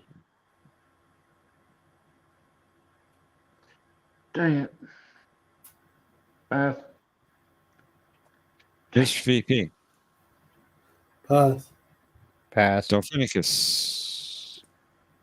Harpoon. That was Honoran 2. Norn 2. Was that thing planet at the beginning of Nemesis? That was mentioned in Insurrection. Oh, okay. Mr. VP, it's your turn. 400, please. All right, you found the Daily Devil. You are 3,100 points behind the leader. You have 1,300 points currently. How much of that would you like to wager? What was the original value of the question? It was 400, Yeah. and you'd get 800 if you got it correct. Yeah, and you can't, even if you pass, you lose points, don't you? Yeah, you cannot pass on this. No. Sorry, it's been a while since I played, so I'm just double checking things. Okay. I'm gonna wager. 5 points. I'm gonna wager. Sorry, 50 points. 50. 50. Sorry. All right, 50 points. This planet's name means home of light in Bajoran. Oh, I know this one. Oh, You do? I Yeah, wish I did. I think I do. No, I don't know. Can I guess at the end? Take a guess, Mr. VP. Bajura itself. Fortunately not. All right, what's your guess? What did you say? Hadara. Yeah, that's it. That's it. Which episode was that in? That was from Flesh and Blood in Voyager. Oh, okay. And remember, this was H planets, Mr. VP. Oh, how silly of me. Sorry, I didn't get much sleep last night. I apologize, I'm guys. sorry about Neither that. did I. Neither did I, actually. Cinnabon Cabal was after me. Delphinicus, you get the last clue. Nice. The natives of Taurus II, who were not happy about the Galileo crashing in their territory, were similar to a species found on this planet. Yeah, it's probably not Hemikex. We'll pass. Brother Jay. Pass. Mr. VP. Pass. That would be Hansen's planet. Okay. And I presume that's from Galileo. Yes, it is. Okay. Jay, can you use Cosmobuzz tonight? No, I have to type in the tab thing. Okay. I All like right. round numbers, Thomas. Somewhere bet 400. Don't rule it out. So, He can't help himself. Cosmobuzz link is in the chat, private chat. Brother Jay, please wait until I ask for you to put your bet amount in, please. And we'll head on over to final Jeopnerdy. Remember, we are going towards episode 100, so consider how much you would like to wager based upon your current scores for that 100th episode with this category. Paramount. Ah. Who is Omnicast? Yeah. We'll bet 400. So I like round numbers. please. I'm gonna have to talk to my Hang on. congressman to open up hearings on Paramount. That means that Omnicast will have to testify. Let me run down the scores. So Mr. VP has 1,250 points. Brother Jay has 1,800 points. And Delphinicus is in the lead at 4,400 points. And we have somebody entering Cosmobuzz named Cinnabon. Not me. Stop it. This man is the biggest shill for Paramount. And Cinnabon is saying, don't listen to me. It's me. All right, Brother Jay, go ahead and put in your bet Stop being amount, please. fixated on me.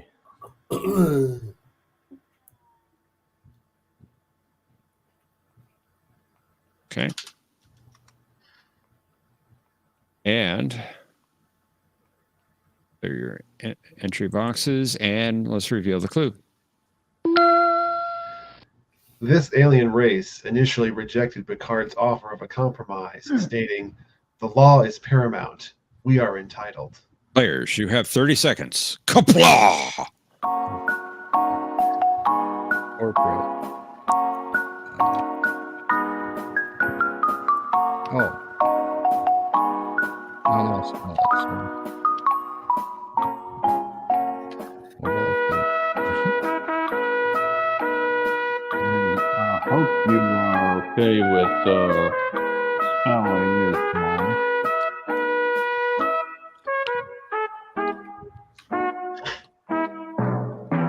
Okay, go ahead, Brother Jay. Enter your response, please. Ooh. I was not seeing that question. Probably knocked the crap out of themselves.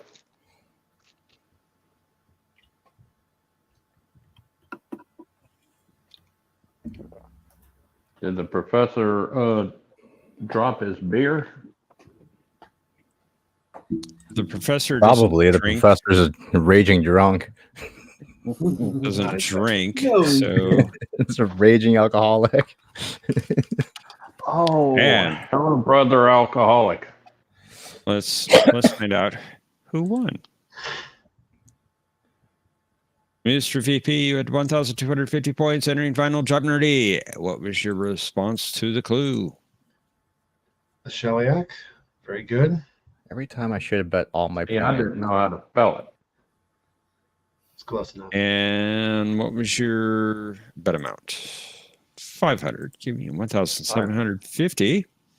Very good. Wow. Brother Jay, you had 1,800 points. What was your response? I Jelly. also got the Shellyak. Very good. Good job. And your bet amount? 200. Give me 2,000.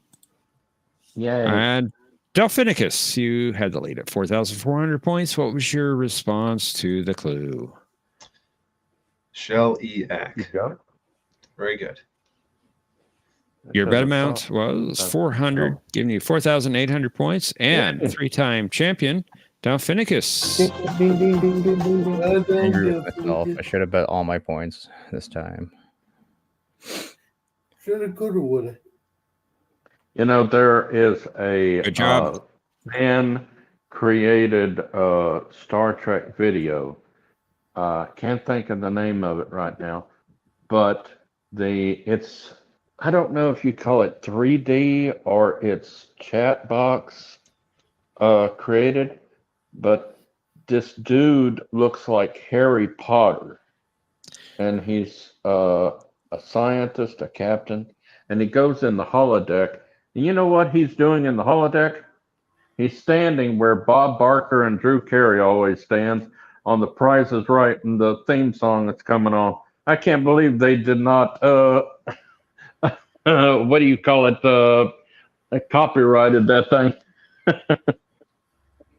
He's just standing there while the music's going on. How close am I to Shillcast? Now, That's all you want to know. Now, for the record, Cinnabon and Cosmobuzz said, "Who are the Shellyak? Cinnabon knows all." Yeah, and it seems it seems like something I'd say. Or somebody who tries to know you.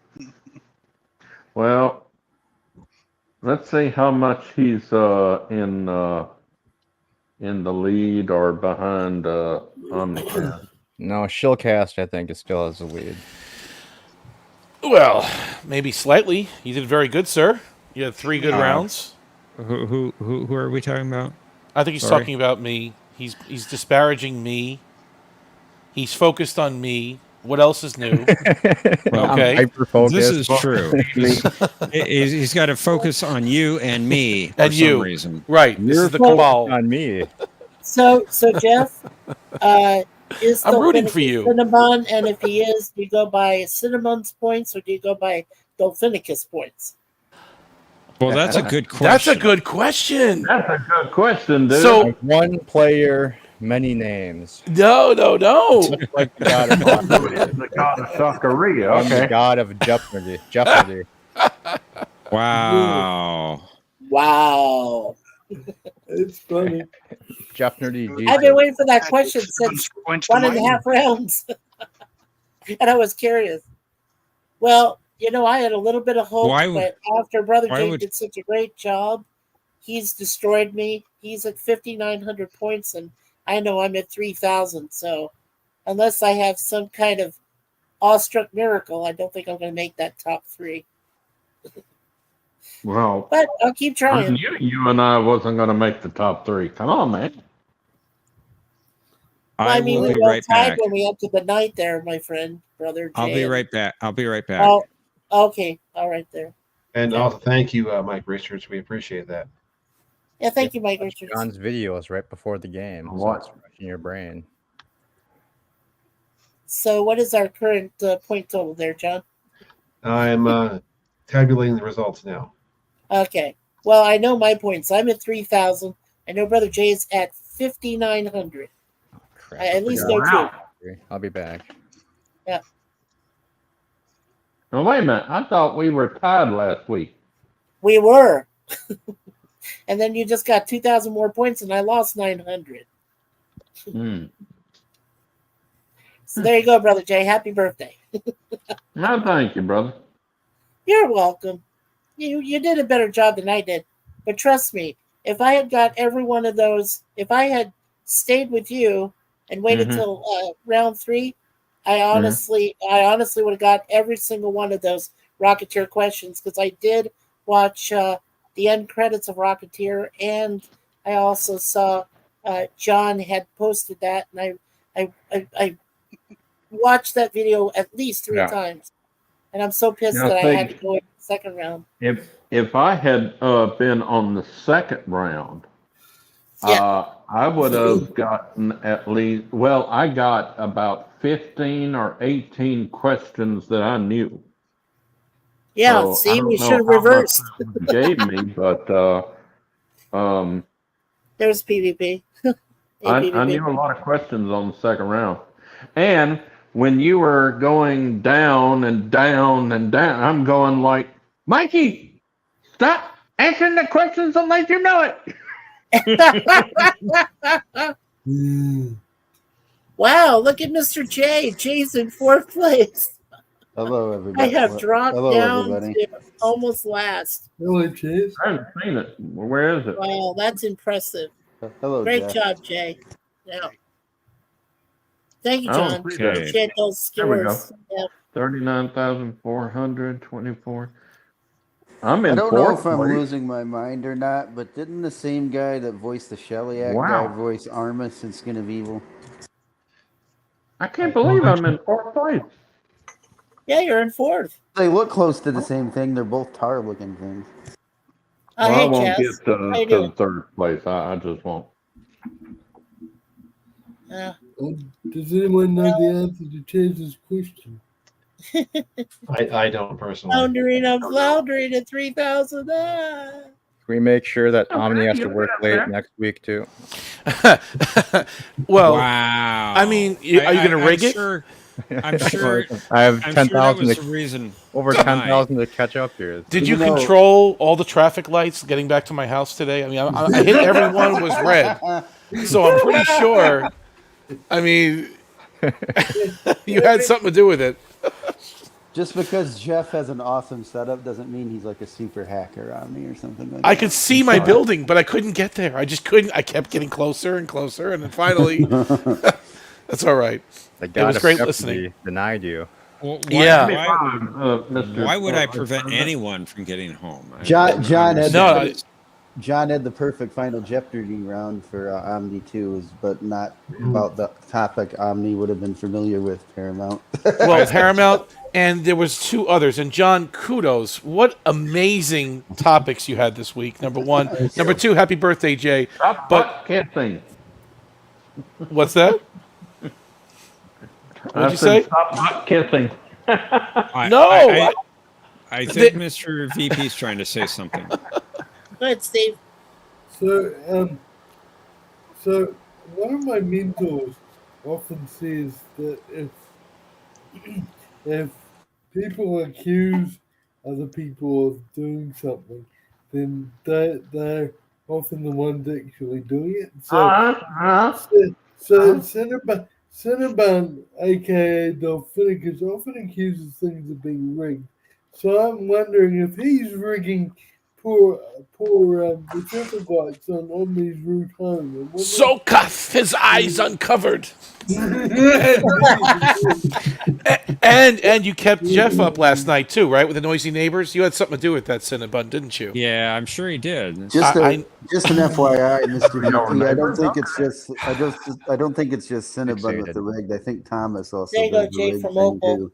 Well, that's part of the cabal. See, it's a Thomas cabal is really what it is. It's 2 of them, maybe 1 or 2 others. They're the always rigged / always hate on Jeff cabal. Yes, correct. Okay. Omni, can I ask Yes. you an honest question? Hey, Mikey, what's up, brother? Hey, what's up? I ask you an honest question. Could you Yes. take a 3-week break?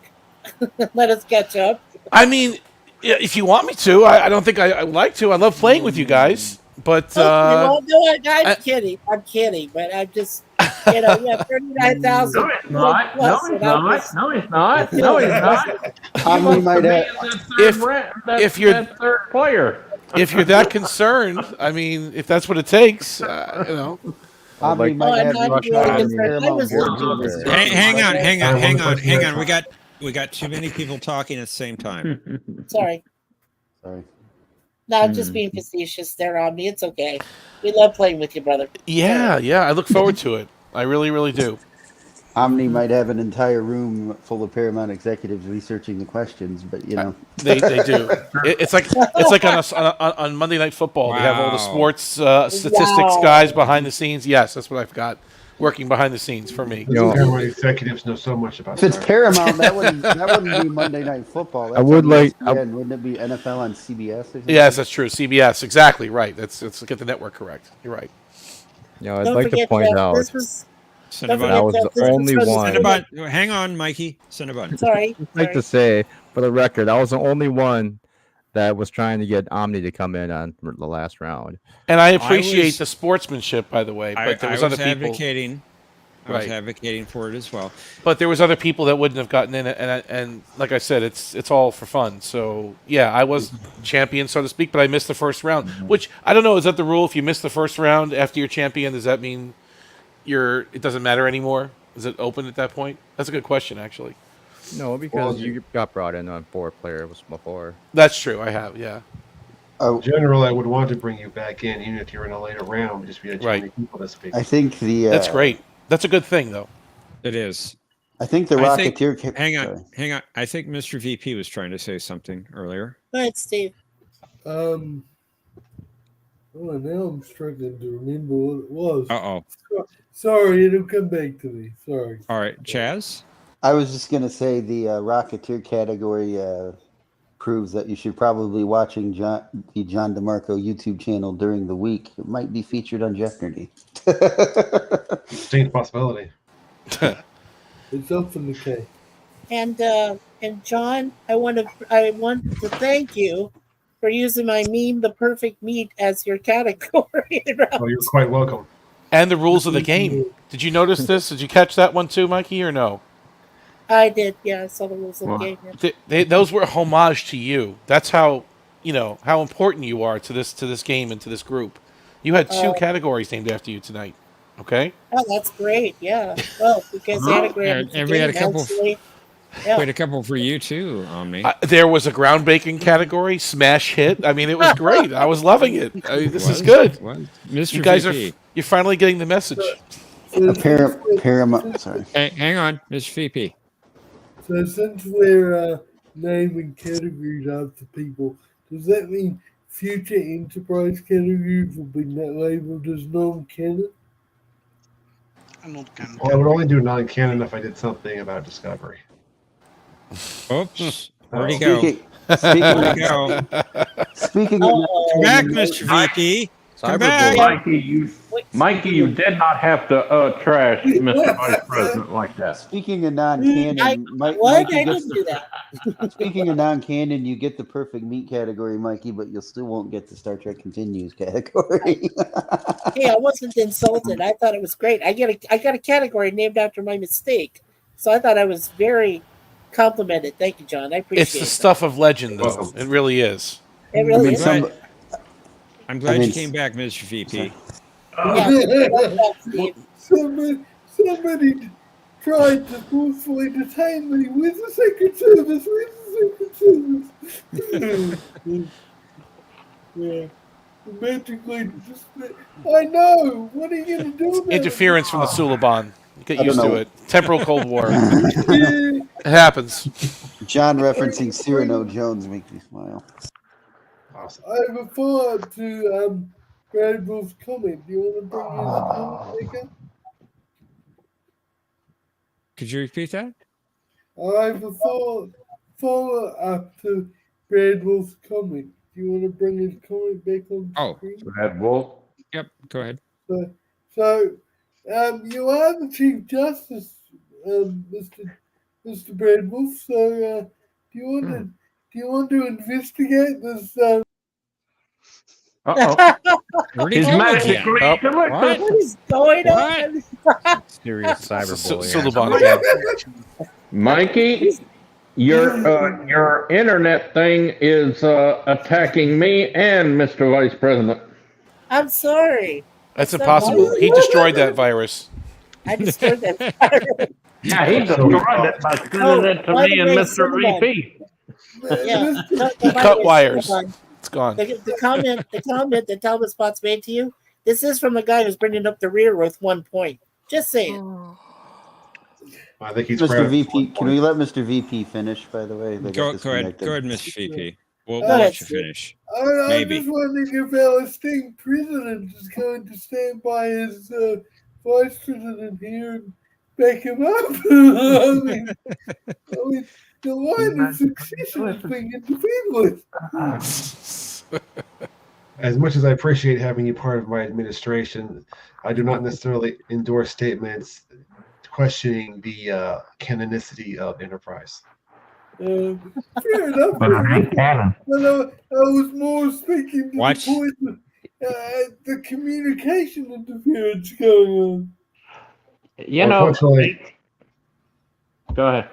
Go ahead, John. I was just saying that I don't cause communication interference. You might be jammed at the source, though. Yeah. You know, Enterprise is the one series that I don't have a lot of episodes that I like in that series. A whole season, what's the one is it where they, season 3. I don't like any of the seasons of season 3. My favorite is season 4 after the time war thing. Everything else of season 4 I love. Season 1, I love every bit of season 1 except when it has to do with the time war crap. You know, Daniels. And season 2, barely. I would say 4 or 5. I think 4 episodes of season 2 I like. But that's unusual because I love TNG, TOS, TAS, DS9, and Voyager. I like the emphasis you put on I've been watching more TAS. Yeah, there was a little bit of emphasis there on TAS. Yes, can I throw out a like couple it. things? I only like Yesteryear, but my girlfriend Renee is getting into Star Trek with me, and she likes TAS. I'm trying to get her. She has good taste. TAS. No, Yeah, She has good taste. Yesteryear is a fantastic. Okay, you do have good taste. Leave me alone. There's something you More wanted to say, Tribbles, More Chaz? Troubles is still a great one too. Hang on. John was talking. I believe Chaz indicated there was something he wanted to say. Yeah, I was gonna say, I guess you could consider Enterprise canon, but trying to avoid spoilers. What happens to Trip Tucker at the end, at the final episode of that series? Non-canon, in my opinion. That was wrong. Well, that was just a holographic recreation. So it may or may not be true. It was It's true in historically Riker's inaccurate. mind. It's true in Riker's mind, I guess. I don't know. Historically inaccurate. Now, curse you, Will Riker. we know that books are not canon, but the actor who played Trip, he says, "I'm glad that I'm back as a Section 31 agent." It just doesn't fit that profile. I can't remember but it's the only way he could live. Now, Reed, I can believe, but Reed, Trip, no. Yeah, Reed, Malcolm Reed, yeah. I wish I could Dominic remember the name of the Keating, I can podcast see that that, those two yes. do, by the way, or YouTube show, whatever it is, Connor Trenier and Dominic Keating. They did Shuttle Pod show, and now they're doing a different one. The Decon Chamber or something. Decon Chamber. Crap. Okay, Mr. VP. I'd like to give a shout out to Patrick, because Patrick hasn't seen much. So I want to say hello to Patrick. Hope you're doing well. And I really like your choice of uniform tonight, sir. Oh, thank you. To know him is to love him. Oh, I know him. I know the other so thing. Cute. I know the other thing I was going to say before. So yeah, so, I'll tell you. I'll tell you a couple. Hang on. Sorry. Yeah, sorry. I can't hear Patrick's responses. I heard him say thank you, but how are you doing there, I also have a very nice blue one. I also have a very nice blue one. Oh, Ooh, Let's like do in that. Discovery? Like in Let's Discovery? do- Oh No, no. no, no, no, Oh, I'm sorry. one Not called me not back. that blue no, one. Okay. no. Oh, no non-canon need to uniforms. see that one. No need to I see didn't. God, I hate those uniforms. I wonder. I Which hate the one? new uniforms.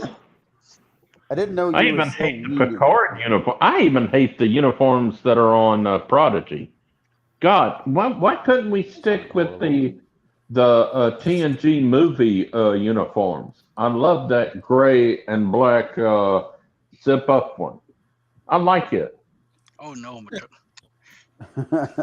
I like it as much as I like the those are pajamas. Star Trek II, the Wrath of Khan uniforms. That I can agree with. Nothing beats the Monster Maroon. I was a bit surprised at how lenient John was on the Nikolai Rozhenko question, because you let Rozhenko slide, but there's 4 Rozhenkos that are mentioned in TNG. You mean Roshenko? Yeah. Rozhenko, however Really? you say it. Yeah, that's how Nikolai, you pronounce it in Alexander, Russian. Sergey, and Well, nobody would have known Nikolai. Helena. Well, we didn't know Nikolai, so Oh, I would have got Nikolai. Is it Helena or Helena the mother? stop kissing up, Mikey. Helena. I would I have think known John it. was I'm fair just on that saying. question. Dolphinicus, what was that? So I think John was very fair with that question.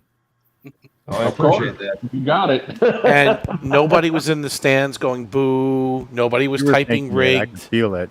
Okay, I was cheering did- you on. I was like, "Hey, good job! You did it. You got it." You see the difference? You see the difference? Mhm. Okay. Omni, I Someone have Yes. not Cat. seen I not don't one know if that time ever all happened. night. Omni, I have not seen Yes, Jay. anybody type rig the entire night. That's a record. You sure about Well, I typed it facetiously a few times. I was being Yeah, sarcastic, yeah. Before we Yeah, started, you did. even. but you're right. His cohort Thomas didn't type it half as much as he usually does, right? Mhm. Okay. I Oh, think wow. Mr. VP is trying to say something, guys. All right. That's all right. I was waiting. I was Testing, 1, just 2, 3. raising my hand so that people knew when it came to my turn. Yeah, what was I going to say?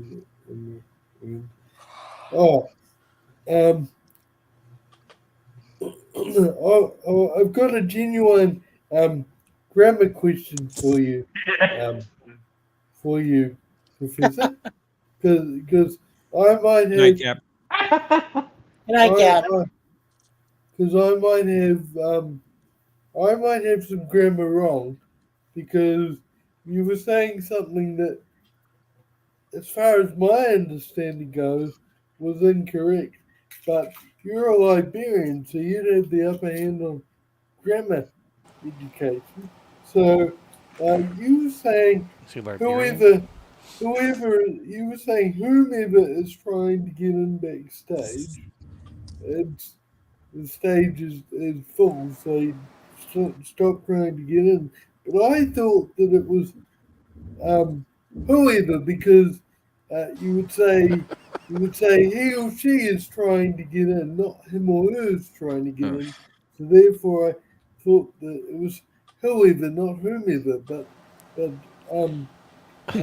what's your opinion on Cri- that? You are a Critiquing Liberian. grammar now. Right. Oh, That- that should have so that should you- have been added to the critique. your category. shirt, right? Your No, no. apparel, okay? What you do for a living. Now it's your grammar is in question too. Okay, got it.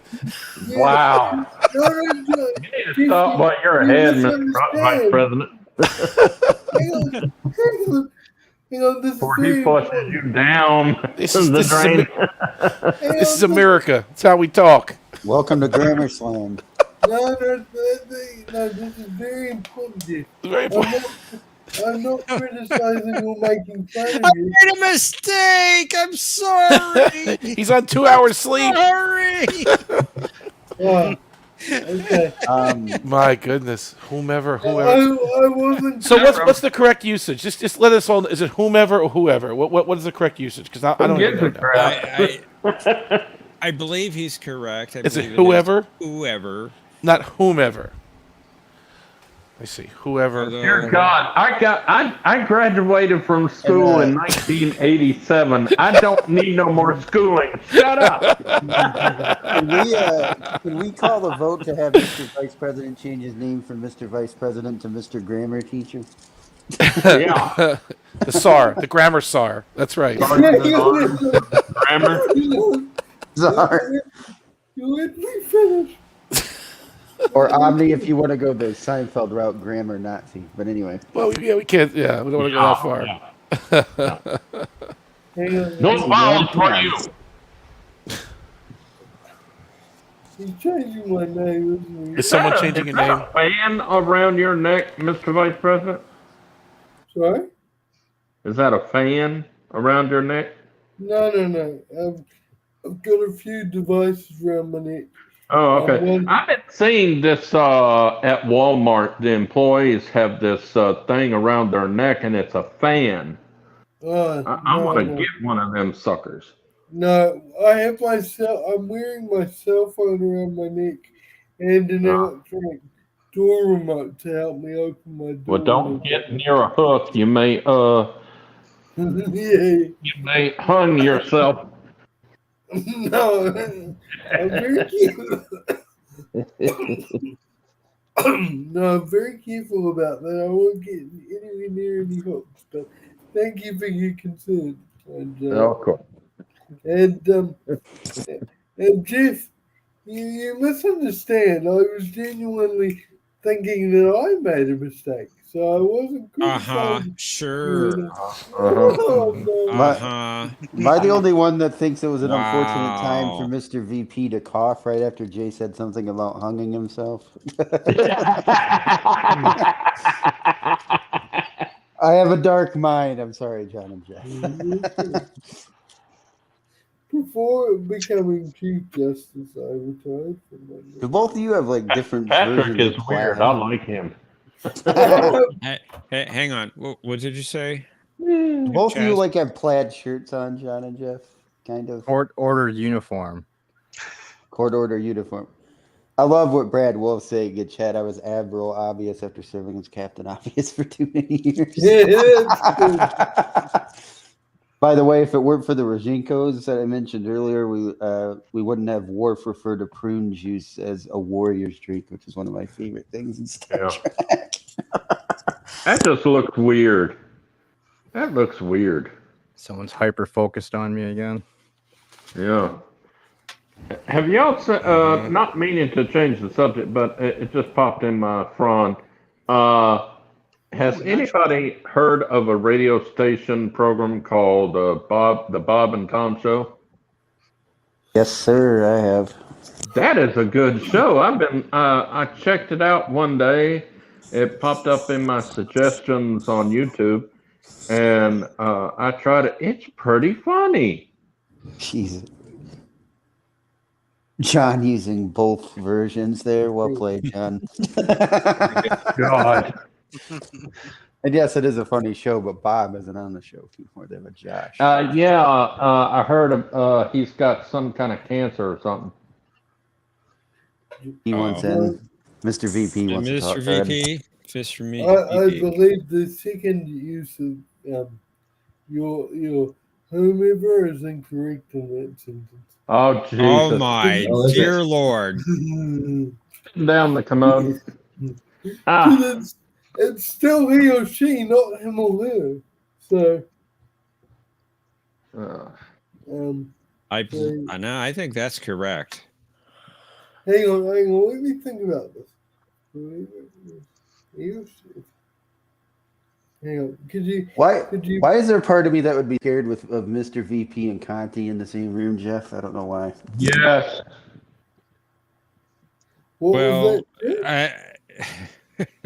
Conti's usually wrong, where Mr. VP is usually right. So that would make hey, I'm on his team at the moment. So he's wrong sometimes and he's right sometimes. Conti is usually wrong. Yep. No, you're saying Mr. Vice President is sometimes wrong, sometimes right. Does that make him a woman? He's usually right. Often wrong. Does that make him a Often woman? wrong. No, I was not suggesting that. Oh, brother Jay. I'm just why'd you kidding, say Steven. his I'm just kidding, brother. I'm not sure about that sentence anymore. You I'm go not on. confident. I can't believe you're going on and on and on and on and on about this. You go on. I can't believe John would deliberately trigger Sorry, Mr. I'll VP. stop. Sorry, Jeff. Sorry, Brian. I'll stop. I was. I'm sorry, my girlfriend gave me a look like, oh, really? What? I said, Mr. go on. I wasn't talking about you. I just want to say I was coughing pretty much because I've got a bad cough. Last night I was coughing pretty much from 23:30 hours to 04 hours in the morning, pretty much non-stop. So I am very sleep deprived. So maybe that's why I'm being a bit obsessive at the moment. But I apologize, guys. It's okay. Can you pop up Omni's thing really quick? For Brad me? Wolf. He isn't. Bob ain't dead yet. Christ, Not that I know of. He's got cancer, but I don't think he's dead. Let me check real quick. Tom is still the host after Bob retired. And they hired a new guy named Josh. He is funny as all get out. But Brad, I don't think Bob is dead. Let me check. They do have an African American fella named Cosby, which is kind of ironic. Ace Cosby. He is funny. He's funny. Hey Jay, you're sure you're not Rufus? Who? Rufus? Huh? I don't even know how to read that sentence, Omni, by the way. I thought you would have recognized it because you used from. Correcting something you're from? No, he's still alive. He's still alive. Doesn't matter. Mr. VP. I'd like to compliment Omni on his excellent I before A, except to say that it's 100% correct. And while I'm talking about Omni, Mr. Paramount, I'm still waiting for my Paramount Plus in New Zealand. Am I not paying you enough on the side? Do I need to increase the value of the chicks? What? I'm still waiting for Paramount Plus in New Oh, Zealand. we stopped this grammar crap. I have stopped. I moved on to Paramount now. Well, you've been heard, and a memo's been generated, but these things take time. These things take time. So I'm going to call my congressman and have him open up a Senate investigation on Paramount, and you're going to be right there to testify, my friend. On advice of my counsel, I will not answer this question on the count that it may incriminate me. Public relations? Is that your new job now? I'm exercising the Fifth Amendment right. Mr. VP, Oh, Cruvis. I didn't know what you were saying, Patrick. Okay. Mr. VP. Well, since I'm already in trouble for being too much of a correcting nerd tonight, I'm going to point out that Jay, a senator, cannot. You said I'm going to approach a congressman to launch an investigation in the Senate. People that are dressed as I'll call my senator to open up an investigation. How's that, Mr. Grammar? By the way, this is a wild bunch, John. A wild bunch. No, by the way, I wanted to say I never got to properly thank Patrick and Omnicast for a couple weeks ago for such a great AQOT game we had. 1 point made the difference. It was such a good game. That was a good game. It was a very good game, actually. Yeah, that was fun. Did they have a game last week? I don't think I said it yet. I think it's 2 weeks ago. You're talking about 3 weeks ago. 2 weeks ago. It was 2 weeks ago. And Patrick made a grave calculation error. Yeah, I did. Oh, I don't blame him. He's captain. That's why I was an Edson. The rules of the game.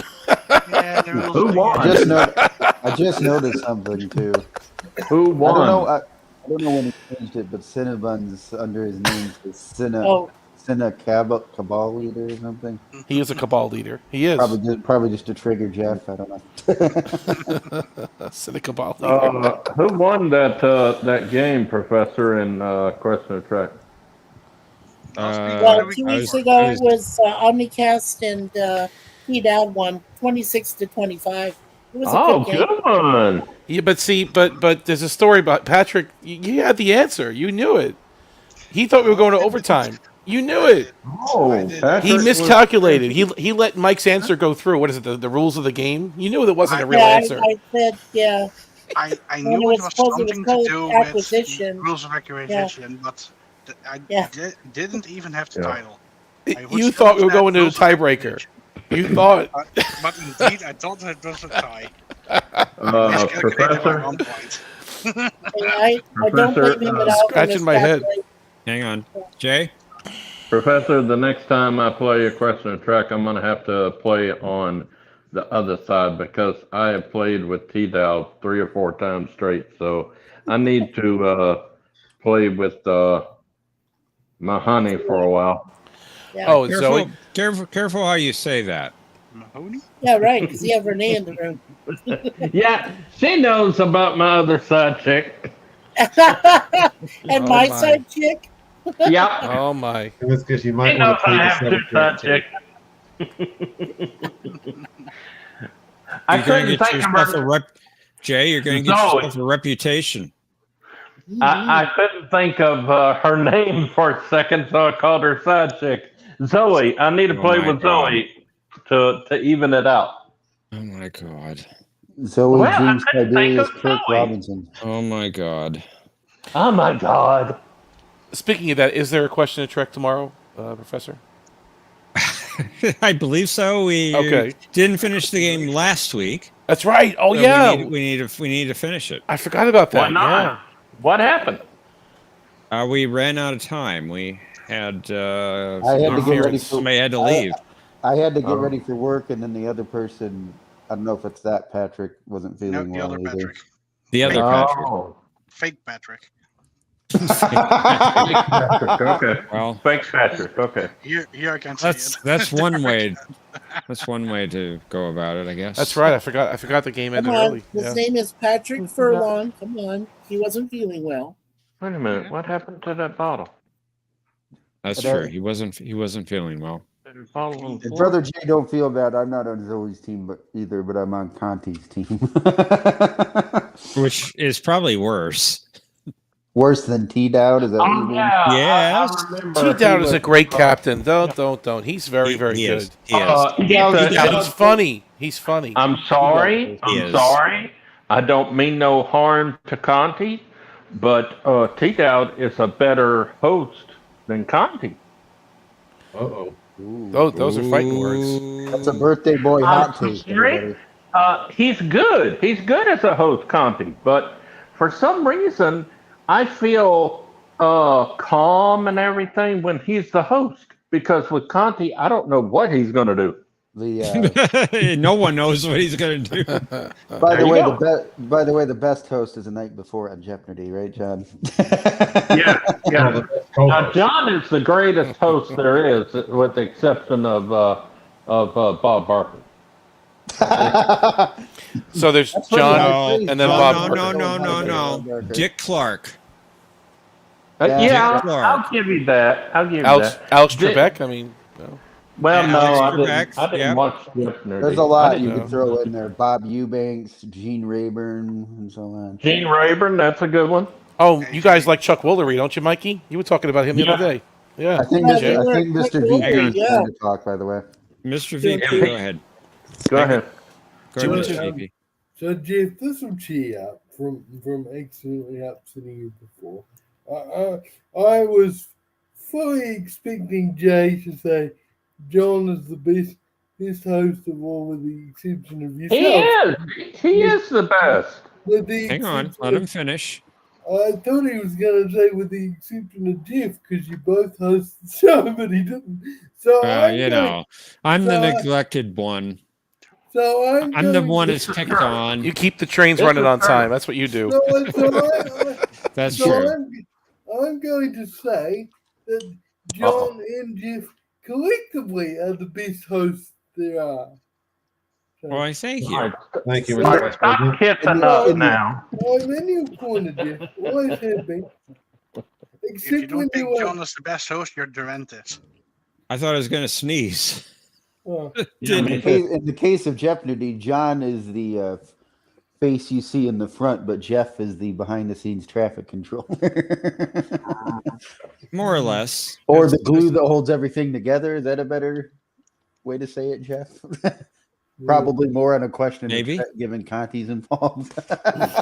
Oh, somebody's got to keep him in check. Yeah. Hey, Jeff. I love him. I don't have any ill will to Conti. It's just I mean, Zoe has him. It's your opinion. It's your opinion. Yeah. Hang on. Yeah. Mikey was trying to say something. Oh, yeah, I just wanted to say, tell me if this is a fair metaphor. I would say that John is Batman, Jeff, you're Robin, and when it comes to Conti, you are the Bosom Buddies series. Bosom Buddies and Scolari. No. Yeah. I would say more like Perfect Strangers. Alfred. Perfect Strangers. Oh, that's probably good. Jeff is Alfred. Yeah, I was gonna say. I'm whom? Alfred. If we're doing a Batman analogy, more like Alfred than Robin. Yeah. Oh, yeah, that's probably okay. more. Yeah, that's probably Couldn't more. you accurate. just go straight for Okay, the so John's Alfred and Jeff's Batman. Okay. No. It's the other way around. John is Batman. Oh, I'm you're Alfred. Okay. Conti is the Joker. If anything, yeah. That's a good one, Patrick. I like it. Does that make And sense? Hang on. Who's talking first? I was going to say T-Dot is the Riddler. He does know how to turn a phrase. He does. If Jeff was a villain, he would be the bookworm because he's so smart. My God.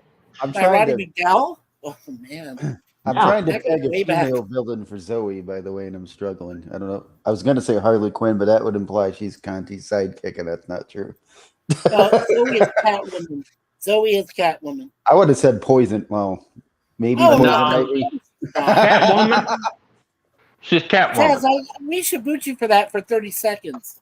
Don't call her Poison Ivy. Come on. But which Catwoman? There's 3 Catwomen in Batman, technically, if you count the movie with Lee Merriweather. Zoe could pass for a Julie Newmar. Catwoman. Yes. Nobody likes Eartha Kitt. Andy and I are thinking alike. Yeah. I love the one in the animated series. Mr. VP. So, unless anyone objects, I'm going to change the subject slightly, or more than slightly. I'm rewatching DS9 season 1.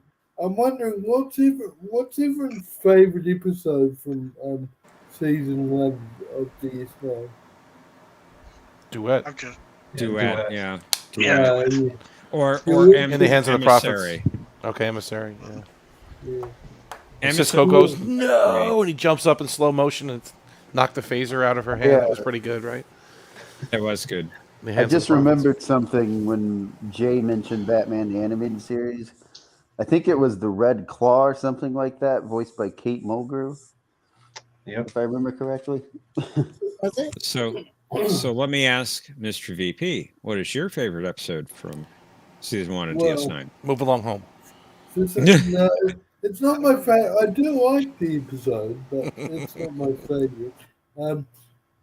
Duet's a very good choice. I was going to say I really like is it Captain Pursuits with Tosk? I really like that one. That's a good one. That's actually a really good episode. You're right, Captain Pursuit. Yes. That is a good episode. Yeah, I like that a lot. A lot. Yeah, I love it. But good action on that one. Duet has to top them all, but Captain Pursuits would be my second favorite. Yeah. I semi hate Omni right now because he brought up "Move Along Home," and now I'm starting to get that stupid Alan Moraine song. We can all sing it together. There's no shame in here. This is a safe place, okay? I can get it started. I can get started with the first phrase. Come on, Mikey. Okay. It's been a long road. No, not that one. No, The Alan Moraine song. No. You got the wrong series. Oh, sorry. And Patrick says he's currently on episode past prologue, season 1, episode 3. Okay, yes, Lee. That's a good episode. Good episode too. Season It 1's was good. good. It's good. Very Yeah. good. So It's been a year. emissaries episode 1 and 2, then, right? Just to be clear. Okay. I guess. I'm sorry. Yeah, it depends on how you count them. How you break it up. Mr. VP. John and I were talking. I don't think you'd mind me saying this, John. I was gonna talk about our mutually agreed favorite insult on no, not insult, reprimand on past prologue. Can I say that on an open channel? Yeah, sure. Go ahead. Yeah, because Patrick was saying he's watching past prologue, and John and I both agree that one of our favorite Cisco reprimand moments was when Cisco says, Cisco mentions, Go over my head you again. might want to think about that next time you think about contacting Admiral Roland. If you go around my head again, I'll have yours on the platter. And there is a theme song to DS9, but it doesn't have any lyrics, does it? No. You can make them up as at the end of each episode. You know. The lyrics are da da da da. The Negus visited. Now Spark is broke again. No, they were talking about Alan Moraine. Alan and Moraine. move along home. Count to 4. Then 3 more. Alan Moraine, if you can see. There you go. Come with me. But you have to do the gestures too. You can't just Alan sing Moraine. it. Third shot. Welcome, ladies and gentlemen, if you just tuned in, welcome to Jeopnerdy Karaoke. I felt like you Starring John DeMarco singing the Alan Moraine song. Look, say what you will about that song. Avery Brooks doesn't remember any piece of any script except that song, right? He'll quote that at the conventions when he's there, but he doesn't remember anything else about DS9. But he'll remember that song. Okay, Brother Jay. Maybe Far Beyond the Stars. He'll break I'm surprised he doesn't remember anything about Far Beyond the Stars. I was going to say maybe Far Beyond the Stars. I was going to say that. He's very proud of that. And directing the the 2 trills kissing. But yeah, I just wanted to say I agree with Brother Jay. He just forgot to add that canon show Enterprise at the end. But I followed every series that Jay mentioned from TOS to Enterprise. And then after that everything went nothing good. Do we want to give responses to Opal's question there? Yeah, that's what I was just going to ask. Opal's asked a question. Besides Quark, who's everyone's favorite DS9 character? So who wants to go first?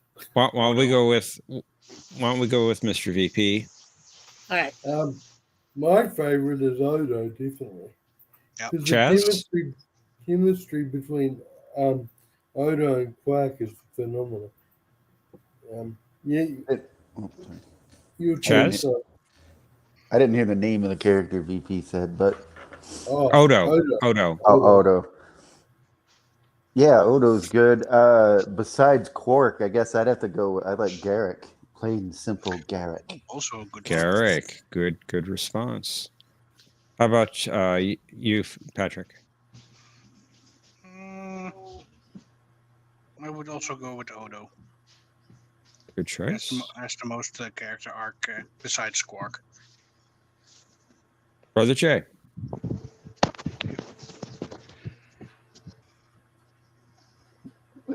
Brother Jay.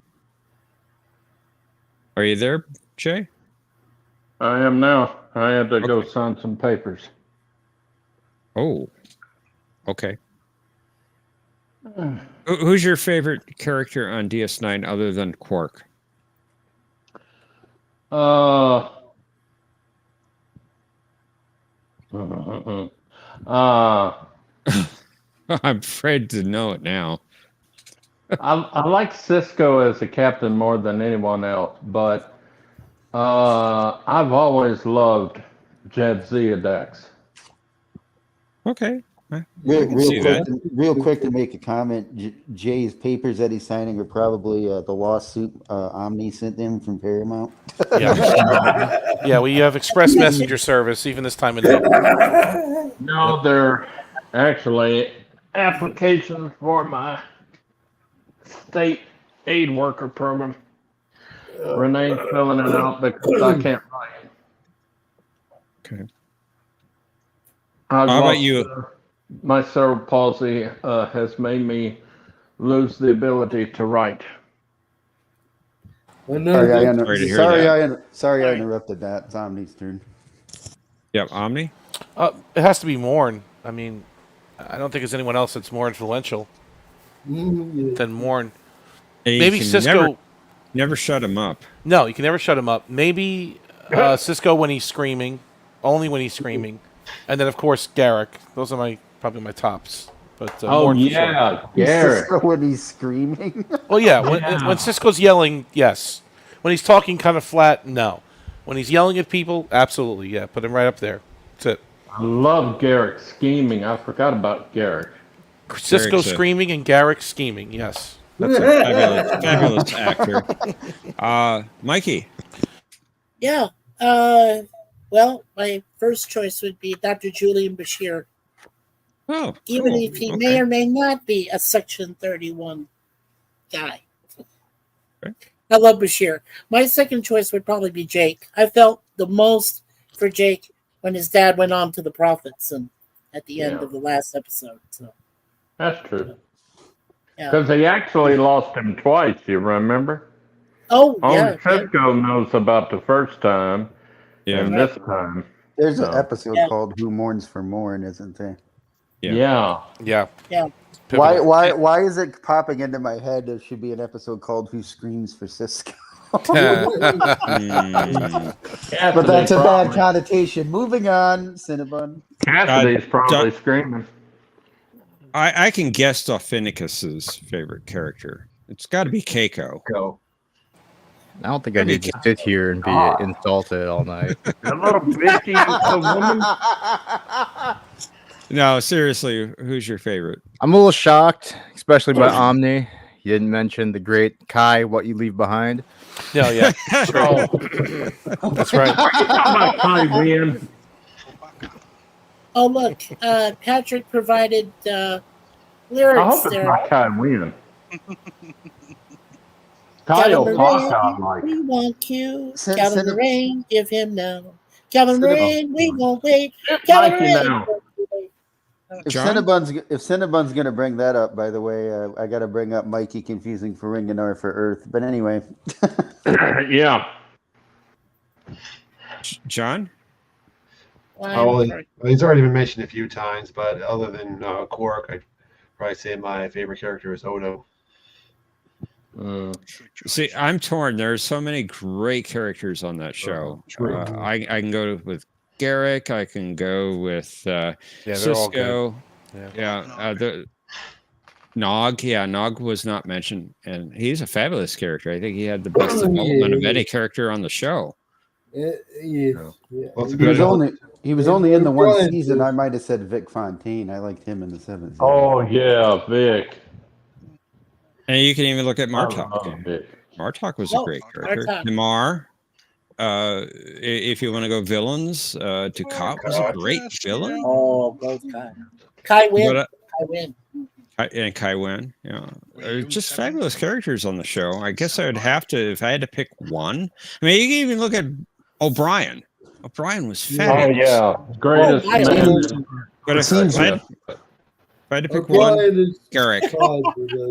Yeah, Miles next to Scotty and next to Jordy LaForge were the best engineers in my book. Oh, and of course, Trip. Yeah, good, 4 great engineers. No We love don't for talk about Milana. it again. So I go with Garrick. Yes, Mr. VP. Milana wasn't DS9.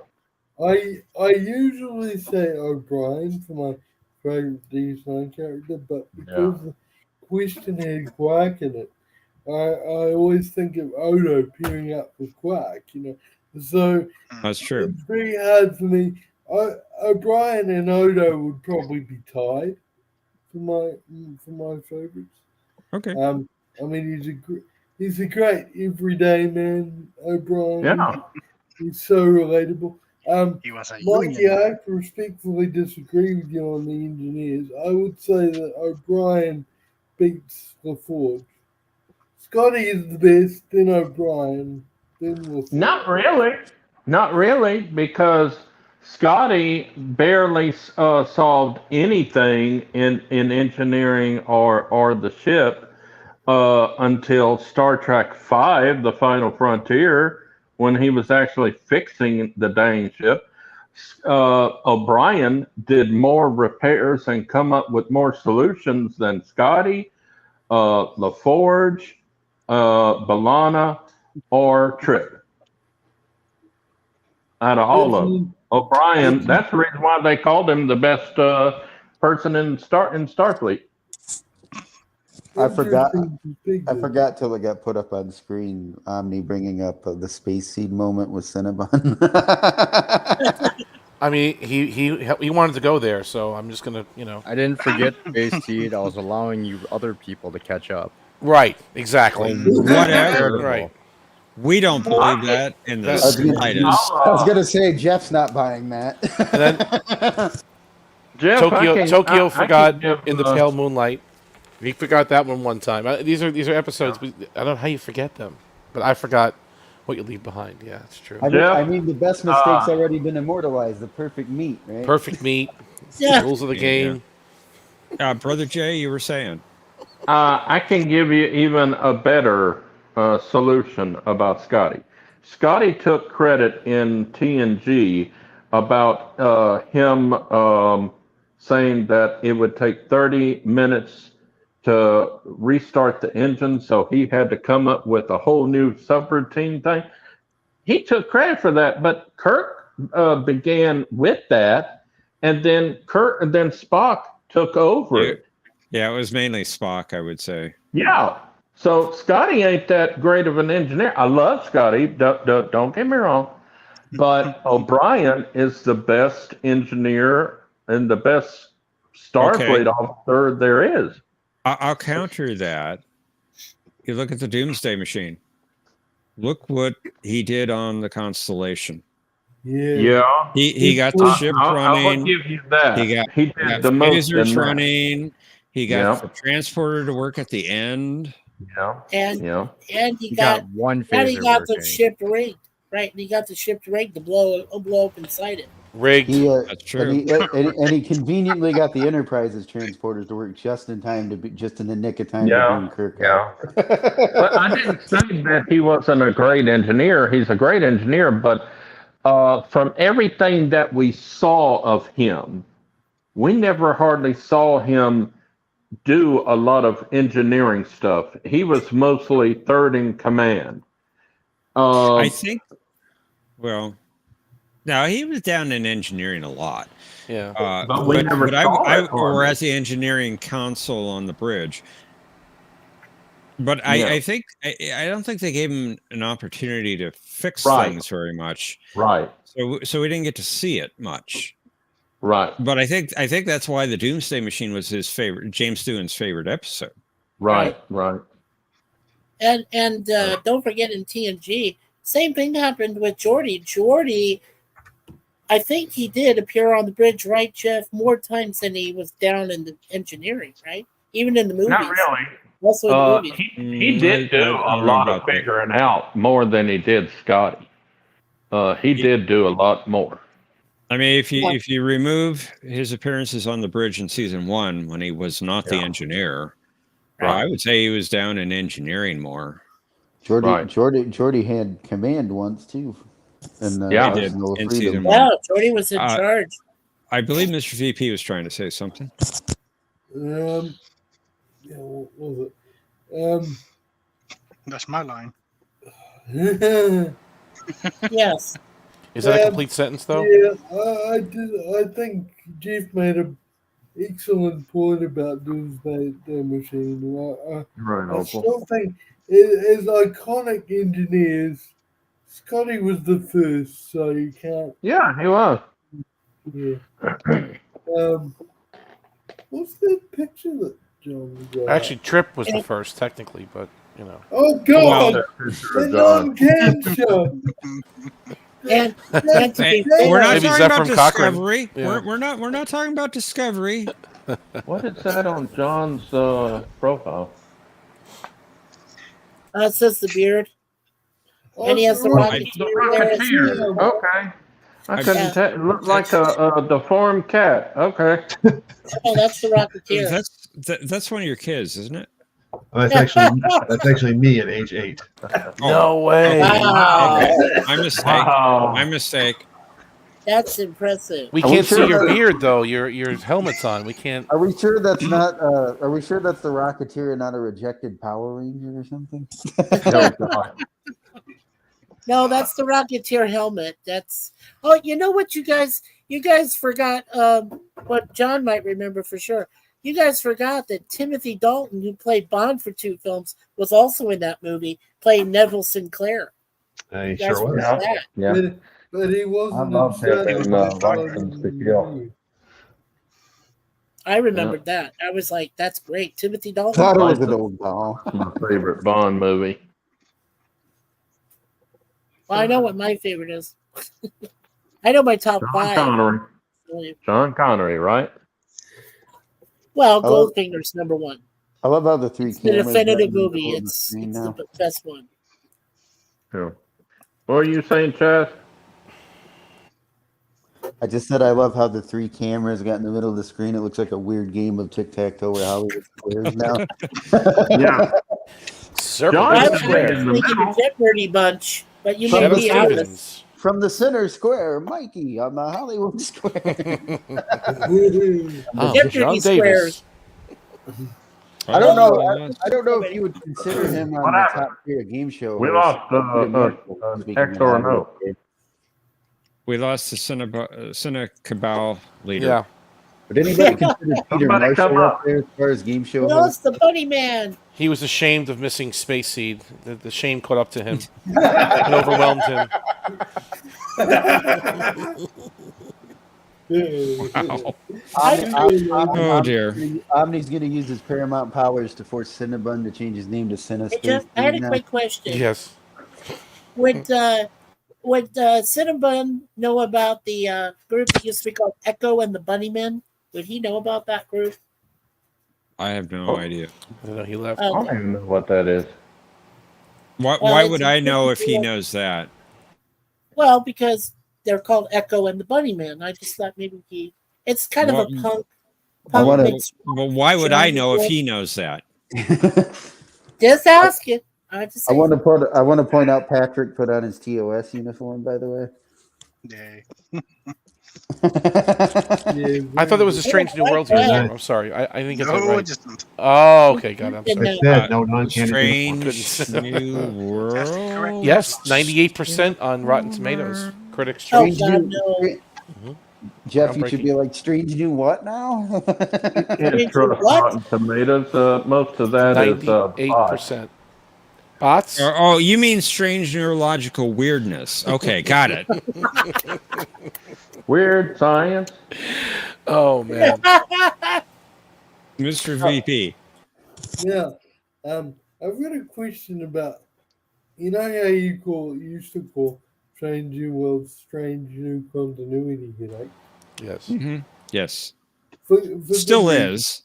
Yeah, For some people.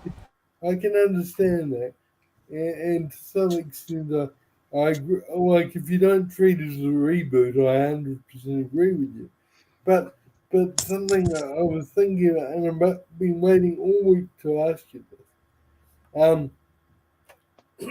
Are you?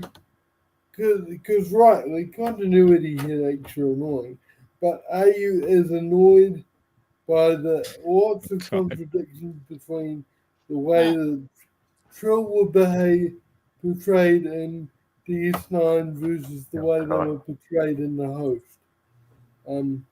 Because there's so many never explained contradictions. Like Dex can use the transporter, and the makeup's totally different. And I think in the host, I think also in the host episode, it was like each host was totally consumed by the symbiont, whereas in DS9, the you can see elements of all the previous host personalities impact on the symbiont and the subsequent hosts. So Trill was completely different in the host versus DS9. So does that really It annoy was. you? Yeah. Well, You know, from I didn't. Hang on. Let me answer, Mr. VP. Yeah. I didn't really care for the host that much as an episode, so I tend to ignore it. Yeah, fair enough. And I know that there's maybe a cop out. I don't know, but I just don't care for the episode, so I don't take much stock in it. Yeah, fair enough. I just really wish that when they wrote DS9, they came up with a good scientific explanation. Like maybe there was, like, you know how on Earth we have different races and stuff. Maybe there were slightly different subspecies of Trill, or they could have explained it somehow. Yeah. This species of Trill is different to that one, and we can use the transporters and they can't. Just a few lines at the start of Emissary. It wouldn't have taken much. I wonder if they thought they weren't going to have another Trill character. They thought it was going to be a one-off thing. And then they came up with the S9. They said, oh, we can have Trills on here. And they found that the species was too limited in the way they wrote it in the host. So they kind of rewrote it. Yeah, I can understand that. I just wish they had a little bit of explanation. I agree with you. Yeah. I agree with you. Mikey first, and then we'll go to Jay. Yeah, I just wanted to ask you a question there, Steve. I see in your description that Sequest is awesome, but there was a Sequest DSV also. So which one is better for you? That is what he's talking about. Yeah. I'm talking about where where Sequest is awesome. And I said, I agree, but I also like Sequest DSV. That's what he's talking about. That's what he's talking about. Okay. I just left out the DSV, that's all. But yeah, that's the show I was referring to. Yeah, because my favorite actor from that was Jonathan Brandis. Really underrated actor. Was the name of the ship, wasn't it, Jeff? I'm sorry? I said Sequest was the name of the ship, right, John? Yes, it was. Yeah. It's a boat. It's a boat. It's a boat. Well, boat, ship, submarine. My God. Where's Wagner when you need him? Jeff, they all are vehicles that operate on water. I believe Brother Jay wanted. You're right, Chaz. Brother Jay, you want to say something? I wanted to say something about the thing that Steve was talking about, the trail. There was somebody, I don't know if it was behind the scenes, the crew members, like the producer or director or something, that was at a convention, and they said that the studio heads did not like the guy's makeup in that host episode. It looked like he was wearing a butt. So they said, redo it for the new trail. And that's where they got the dots from. Okay. Yeah. Okay. That's fair. Thanks for letting me know that. Because they tried. They actually videotaped, recorded her with the butt head, that thing on her forehead, and she did not look pretty. And so they tried with different prosthetics, and they just said, make her humanoid and don't worry about it. They said, well, we got this character from another episode, and it has dots going down. They said, well, let's see that. And they loved it, and they said, go ahead, put dots on her. Yes, that is Conway Twitty. So, yeah, but that and thank you for explaining it from behind the scenes. But Yes. they should have had some in-universe explanation on the emissary. Just a few lines to explain it. Yeah, it would have been nice. If it's one episode, I'm not as critical about it. But when you have a series like Strange Neurological, see, there it is. Wow, weirdness. Then interrupt you. But Yeah, that does not look good. No. Interesting. And they didn't like her hair in the episode where they sheep dip, where they introduced the Defiant. Remember, she had her hair up and kind of like almost like a curved bun, like that. And they did not like it. Studio said, put her back in the ponytail. Okay. Good night, my children. Are you leaving, Cinnamon? Blasphemy. Omni, I forgive your blasphemy. I feel your hatred towards me, and I forgive you for it. I hate Kai Wynn, but I I'll be in the love fire Kyle cage. Paka. Well, Jeff, I want to point out when he's I quietly would say had reacting. back Kyle Paka before the end of the series. I want to point out, Jeff, when you Good night, reacted quietly Cinnabon. to Cinnabon's Good night, Cinnabon. Cinnabon's Kai, what you leave behind when he came back. Yeah. Did you? Then Omnicast responded in kind with his Ricardo Montalban Khan there. What was the love name, right? Adami? Is that what the cop? No, it's Yeah. what you leave behind. Get it right. It's not Adami. Adami was her What you leave first name. behind.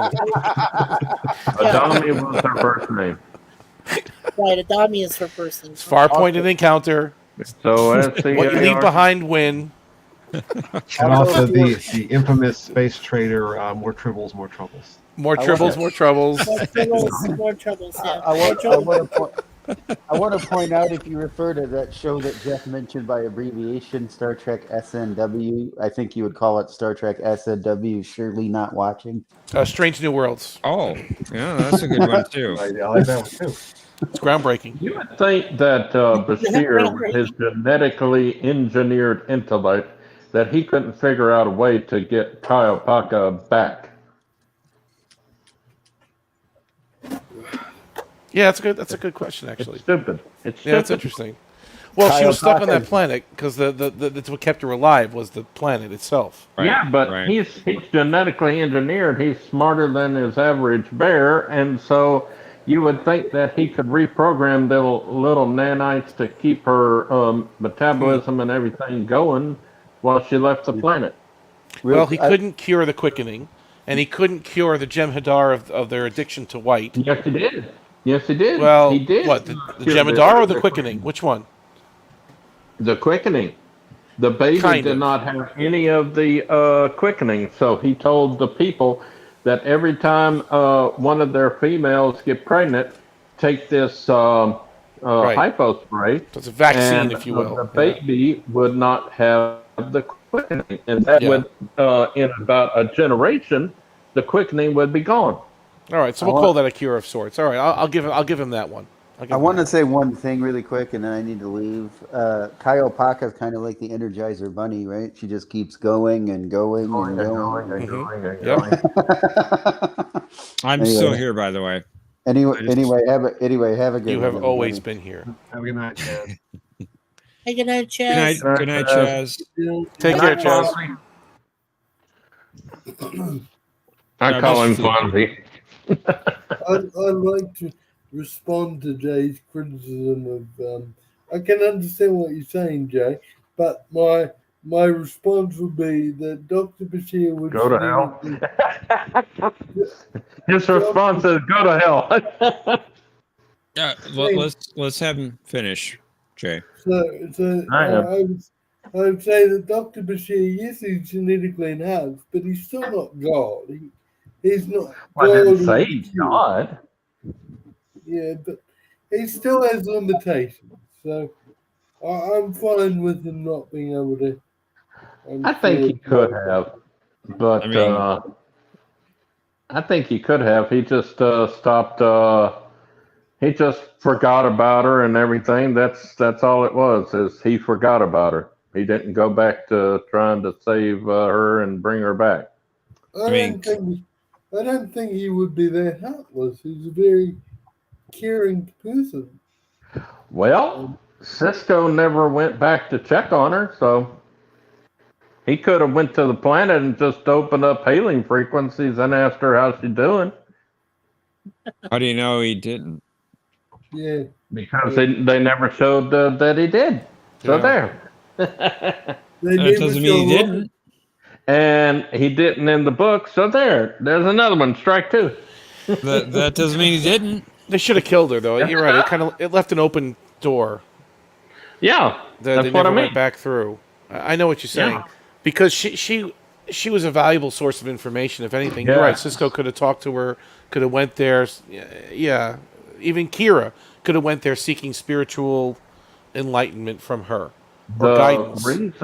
The reason why the character was written out that way is the actress Saviola. had got a pilot episode thing, and she thought that it was going to be picked up, which it did, but then all of a sudden they killed it. So she killed herself, shot herself in her own foot when she could have stayed on DS9. And they said, I think it was Michael, who's the one, not Pillar, but Michael Burnham? the head guy. Yeah, Burnham. I knew He you were said- going to say that. Burnham actually said that it was the best thing that they ever did for DS9 was bring her on board. So, You mean meaning Kyle Paco? You mean Saviola? Or what are you talking about? he said that bringing You're right, Wynn John. on You're board, right. You're right, John. Bringing Wynn on board was the best thing they ever did for DS9. Oh, I see. Well, it created conflict. Yeah. Yeah. Which was I neat. I just had a question. I was just thinking about this. The three movies. You had Khan in 2. You had Krug in 3. And then you had Khan, Krug, and George then and there was, Gracie. George and Gracie. George and Gracie. No, I was thinking that in Star Trek 2 or 3, Khan or Krug shouldn't have given Kirk so much time. I think they should have just shot and blown him up anyway. Yeah. That's what I would have done. That's what every villain does. They keep on yakety yak instead of pushing that button. Yes, exactly. Yeah. That's always bugged me. I said, look, if I'm Khan, I'm not even giving you 2 minutes. I'm giving you 30 seconds, if that.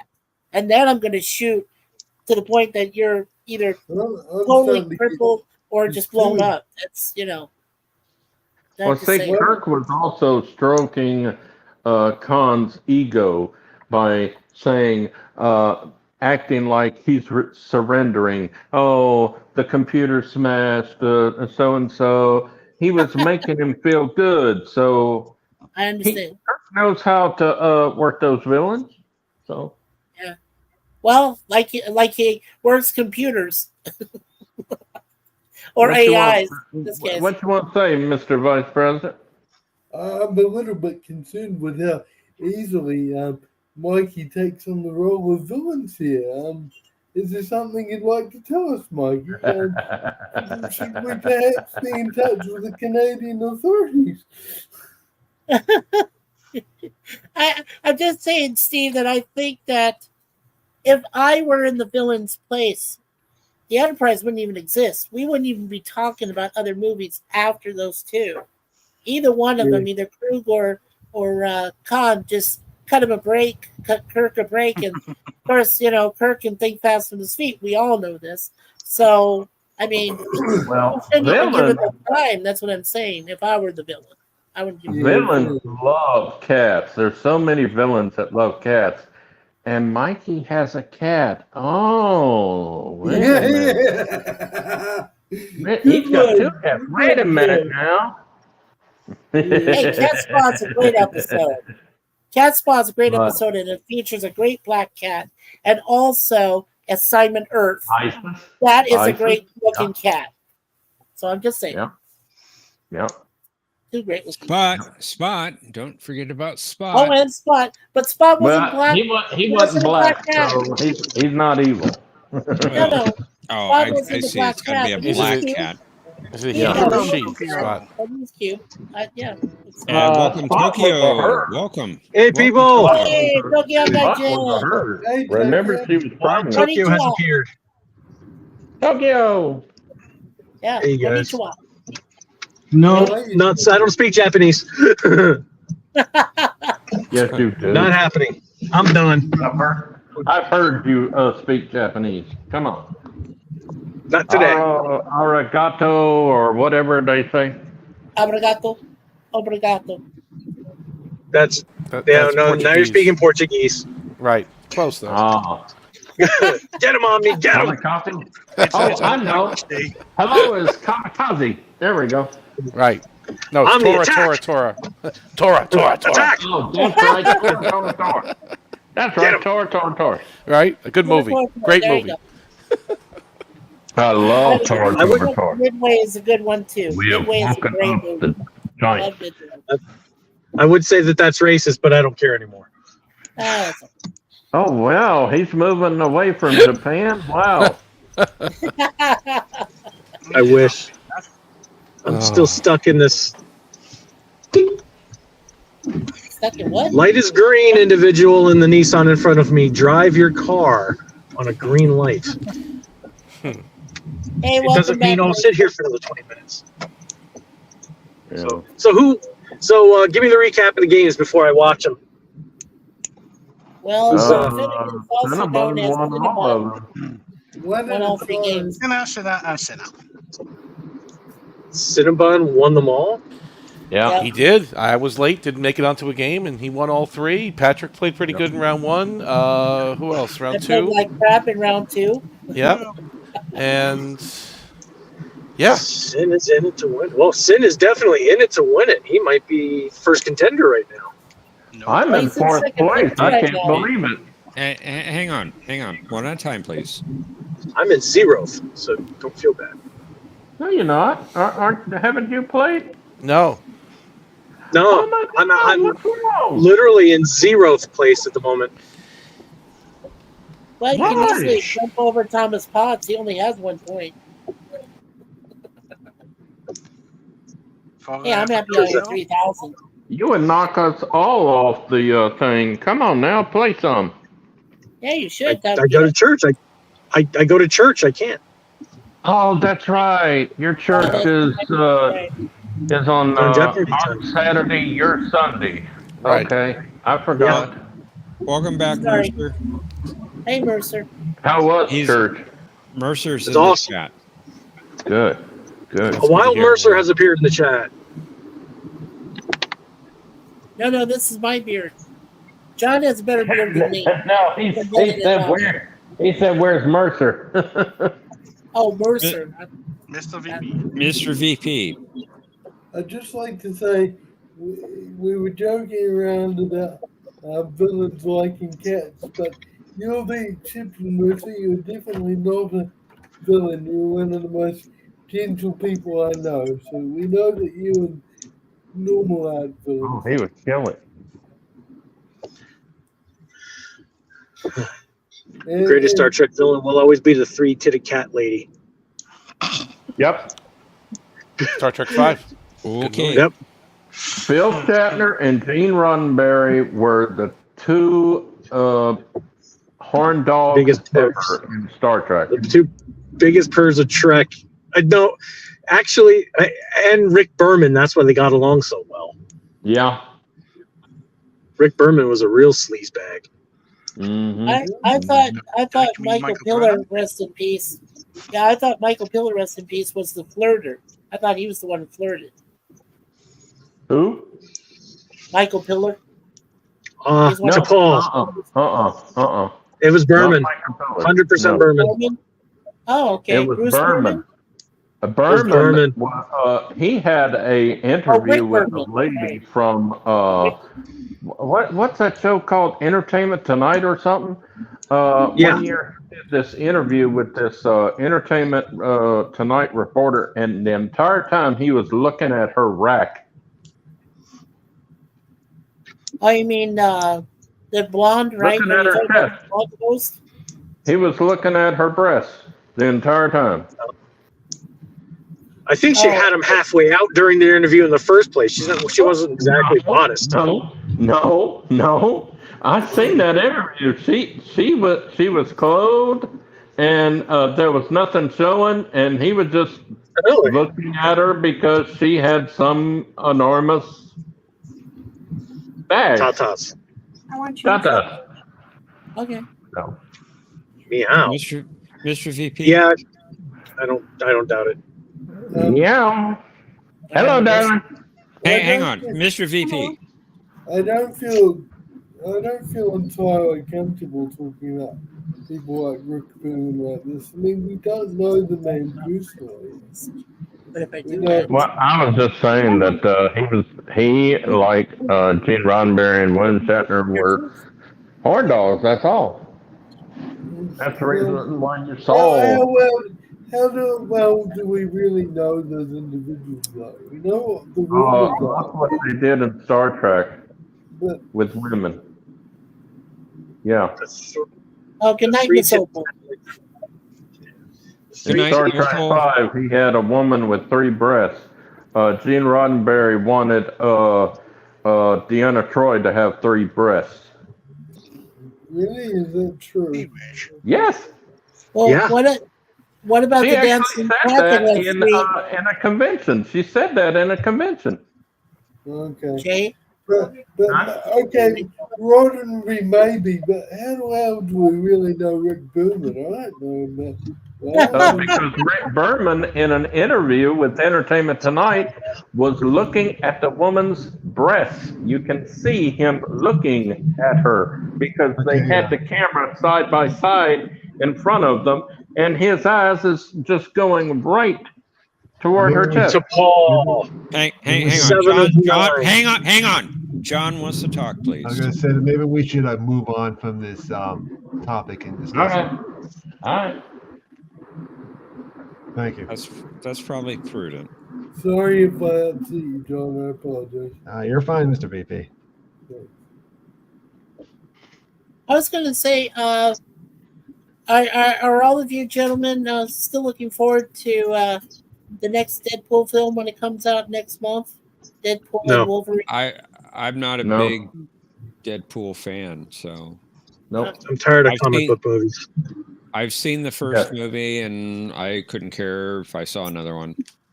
Indeed. That's fair But enough. look at Inside Out too.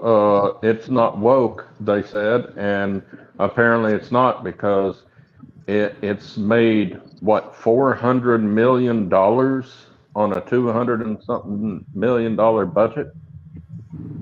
If Hollywood would make more movies that are not woke, it proves that the people will go see it. Look at Inside Out too. Well, I can tell you 3 movies that Suzanne and I saw recently. John Wick 4, Expendables 4, not woke. And then we saw a movie called Civil War. That wasn't woke. I mean, there are some good films. These are mostly like, you got your sequel films, of course. Then you got Civil War is like kind of an art theater, type film. But it's loosely based on what could happen between, people in the United States right now. Things could be boiling up. So it was actually a very good, underrated film, I think, called Civil Yeah. War. It was good. Yeah. Just Yeah. recent. It just came out. Yeah. And we just got Wonka. Wonka's not woke. That's basically the sequel or prequel, prequel to Willy Wonka and the Chocolate Factory. It leads right up to it, and it's not woke. It's a musical, but it's fun. It's a lot of fun. It's a good musical movie. I liked it. We both Somebody said they didn't like it, so I didn't go see it. And I usually did. Well, trust we, their. we own all three of them, including Tim Burton's Charlie and the Chocolate Factory, which was Ugh. faithful to the book, by the way. Don't forget that. I like Gene's Wilder's better.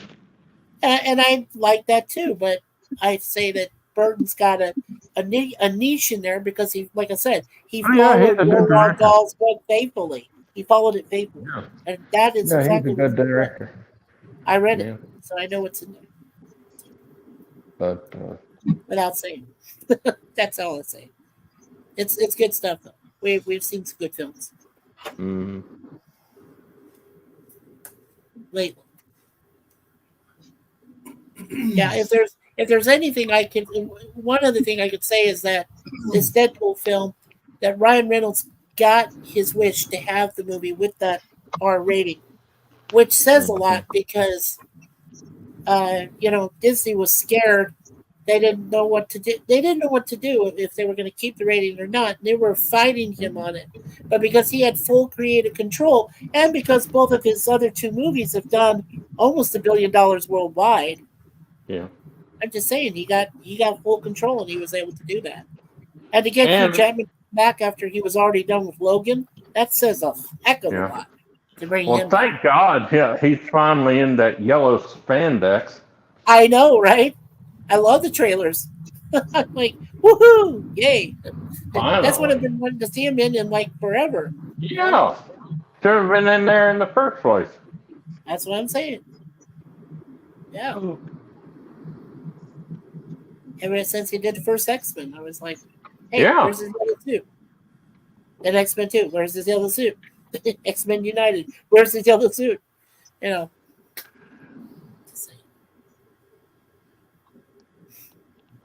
It just suddenly get quiet.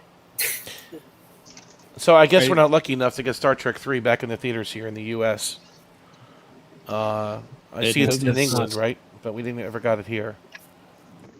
Yeah, it doesn't look like it's coming here. Well, Is it coming to Canada?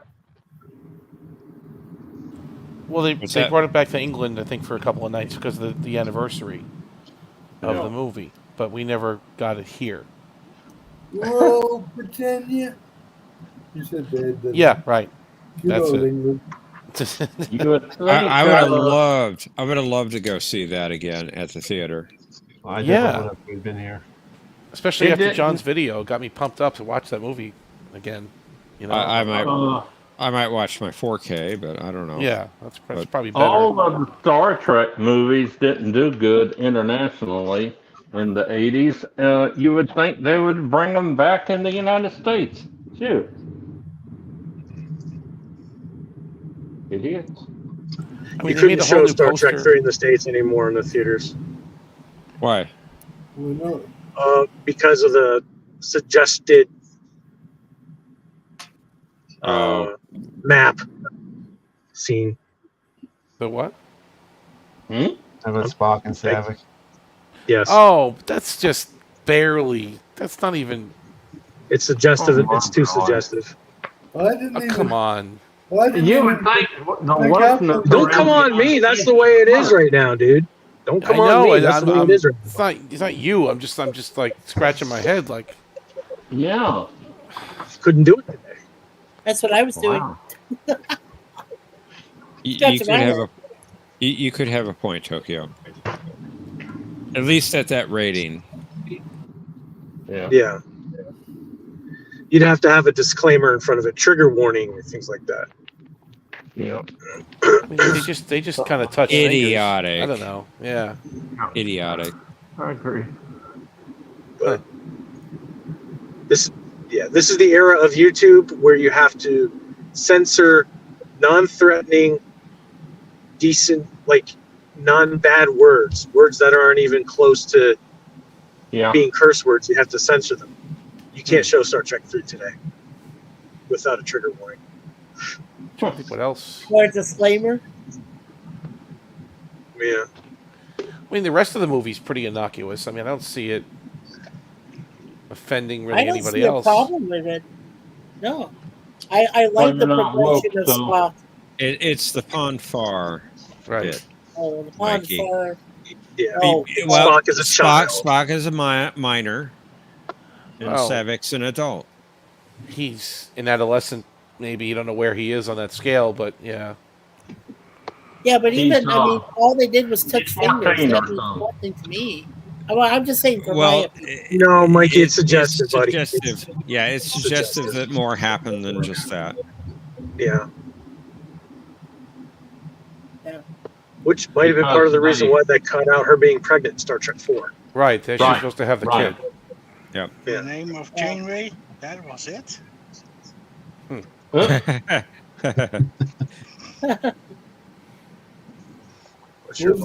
We can annihilate an entire species, Brother Jay, but we Brother can't- Jay. Huh?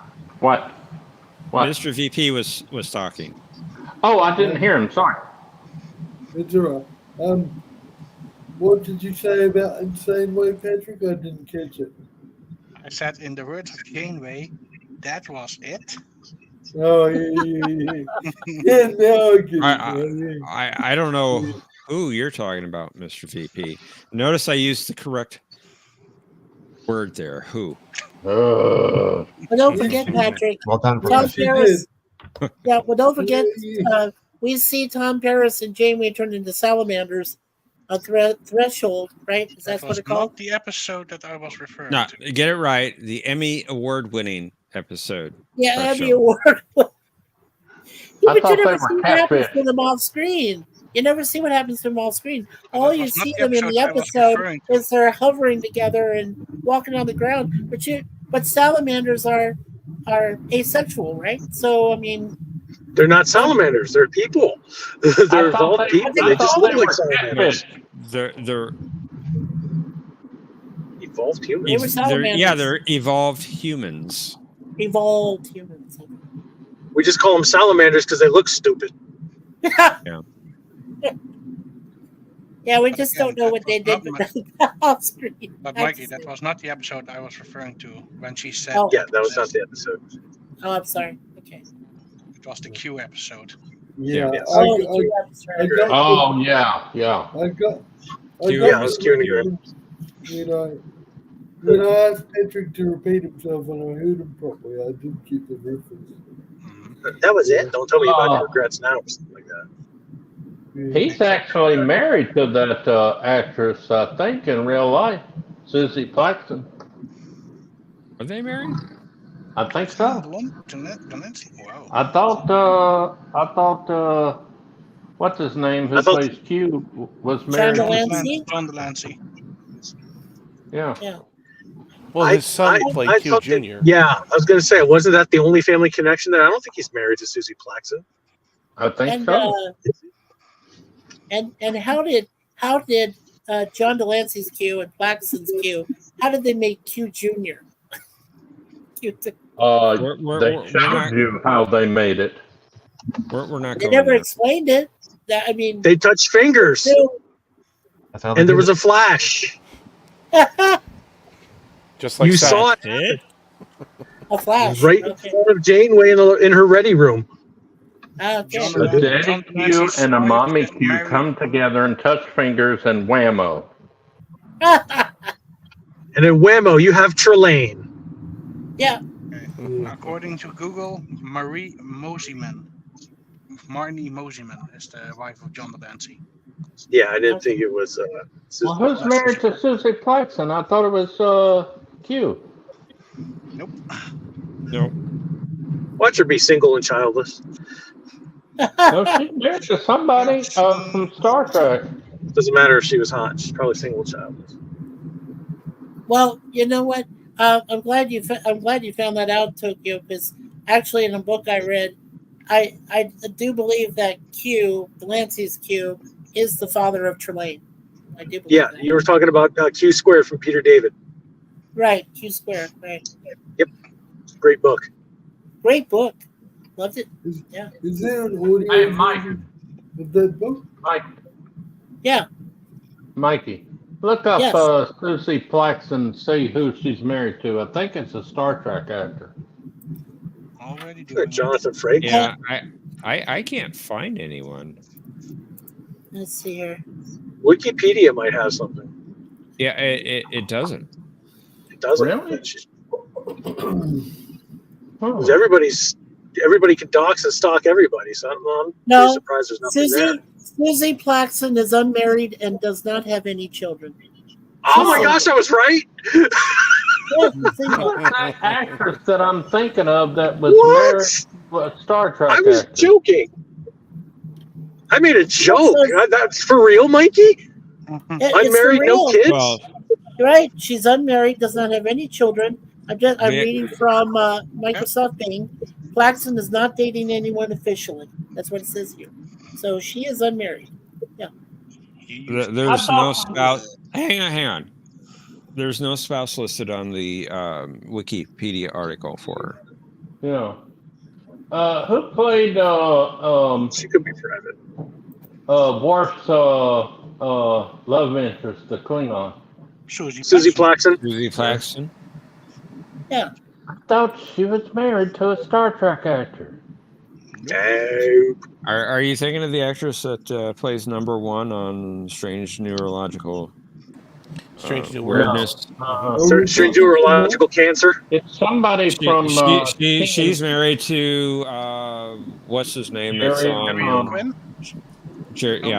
On Lower Decks. Jerry O'Connell.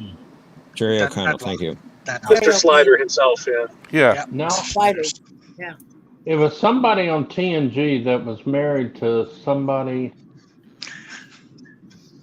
that guest starred in Star Trek as well. I can't remember who it was, but I was sure that I was almost positive it was Susan, but apparently no.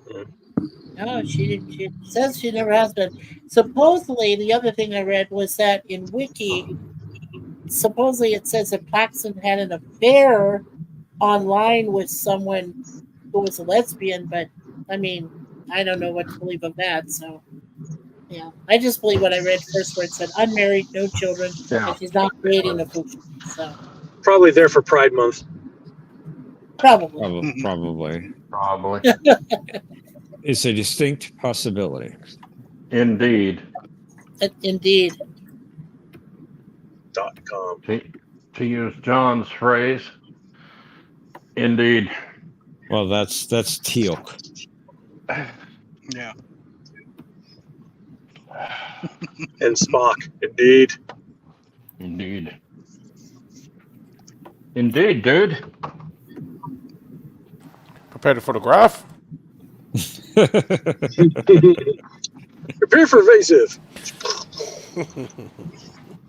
Yeah, speaking of preparing to photograph, I was watching Star Trek 4 again, first time in so many years.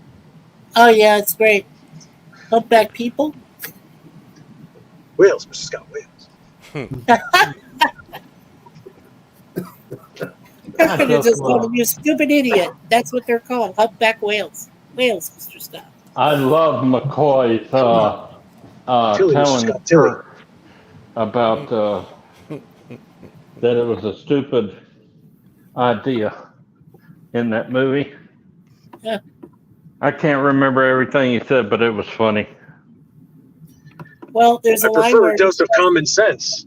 You're proposing that we go backwards in time to get humpback whales, bring them forward in time, drop them off, and hope the hell they told this probe what to go do with itself. Well, that's the idea. Well, it's crazy. If you got a better idea, now's the time. I love that. Well, I also like the line where he says to Kirk, he says, I don't think he's working on all thrusters. I'll come back to it. Nothing happened. Are you sure? That's what I thought. Mr. Vice President, wait, hang on. Doug, could you remind me of the author of the book that wrote the book about Q being the father of Trelane. I'm trying to look it up to see if there's Is a that link. Peter David? Yeah, Peter David Q squared. Oh, I Thanks. love Peter David. I appreciate it. It's a multiverse story. Okay. Yeah. And the purpose of the multiverse story is to establish the name of Q Jr. And that's all I'm going to say. Okay. Right. She did. Isn't part of that book Tokyo where Trelane gets loose like after the events of Squire of Gothas and goes nuts? I don't want to say because I think Mr. VP is about to get it and read it, so I'm not going to say. Okay. Okay. Yeah, I don't want to spoil it for him. Yeah, we don't want to ruin it for you there, Steve. It's a great book. It really is. Q squared is awesome. Yeah. Yeah, it's very good. Okay. God, it's been 30 years since I read that book. Yeah. That's as bad as it's been 30 years since that episode came out, then if that's the case. Can't be 30. Yeah, it's been 30 years. Holy cow. Yeah. Which Well, episode? you know, it's still one of my favorite books is the one like after Viridian 3 where the Borg and the Romulans Q2? resurrect Kirk's body Oh. to go after Picard. I love that story. I read that book. All the Shatnerverse ones? Yes. They use Borg tech to resurrect him, yeah. Yeah. I think it was So it's been 30 years since what? Q2? Since Q squared. Okay. That would be Q squared, it'd be Q2. The episode from Voyager where Oh, the Q2 episode, right? Not quite 30 years. yeah, I didn't think so. Could be 30 years. That would make me what, 50? I mean, I'm getting there, but I'm not there yet. You're almost as old as Jay. Yeah. I'm trying What to do you find mean? that actress. I'm the oldest one here. No. I'm 953, remember? Oh, please. Your Time Lord age? Please. Oh, bull crap on that. You're actually not. I don't even regard that as legitimate. It's got to be. It's in your not. own Gallifrey universe there, which works, Jeff. But in this room, I am the oldest right now. Who does I Gallifrey hate to work tell for? you I am because I'm in a 98-year-old body. Well, I'm not far behind you. I feel like I'm in an 80-year-old body, so Yeah, I feel I'm that. getting there, Jay. Have y'all heard about Walmart pulling out a lot of their wood forest banks out of their stores? Or what? They got a bank in Walmart called Wood Forest, and a I've lot heard of them are leaving the Walmart stores. It wouldn't surprise me. A lot of banks have been crashing for the last, how long has he been president? 2021. So, yeah. Doesn't surprise me. 2021, I guess, yeah. Are the Walmarts still pulling their bins that they have the old DVDs and replacing them with Blu-rays? No, we still have them here. They were Well, supposed to so get we rid still- of them. Yeah. We still got them. We got $5 and $10 DVD bins. Yeah, we still have them here too, but they were And supposed we to have get them rid here of in all of Canada them. too. Yeah, Canada we still have them. I would love for the I understand Walmarts why out here to they have do bargain bins. We don't have bargain we bins have- here, but I would love for the We have Walmarts to have. bargain bins in the clothes, in the electronics, the household, even in some of the grocery aisle thing. Right before you go down the aisle, they have some bargain bins. Now Best Buy has gotten rid of all of their movies, Yes. at least in the Yeah, I knew stores. Best Buy did. Yeah, because ours closed here. Walmart was supposed to. They haven't yet.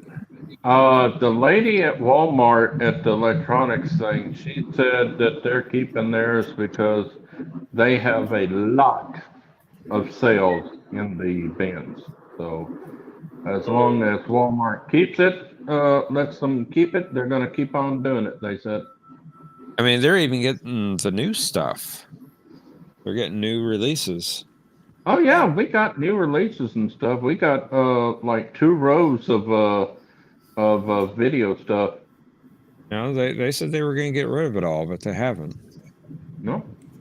Well, what's going to go there in that space? I mean, they have those aisles. Usually, they're by the TV section, right in the back of the store. What's going to go there instead? Probably nothing. Or games? Is it more video games? I mean, are those being still sold on physical media? Probably not, because video games nowadays are, physical media is going away.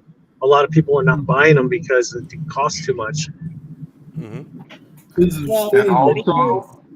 And also, it takes them forever to come and unlock the thing so you can get whatever you want, because now they're talking about putting socks, underwear, and stuff in the cages locked up. And by the time you get somebody to unlock it, it'll be 2 hours.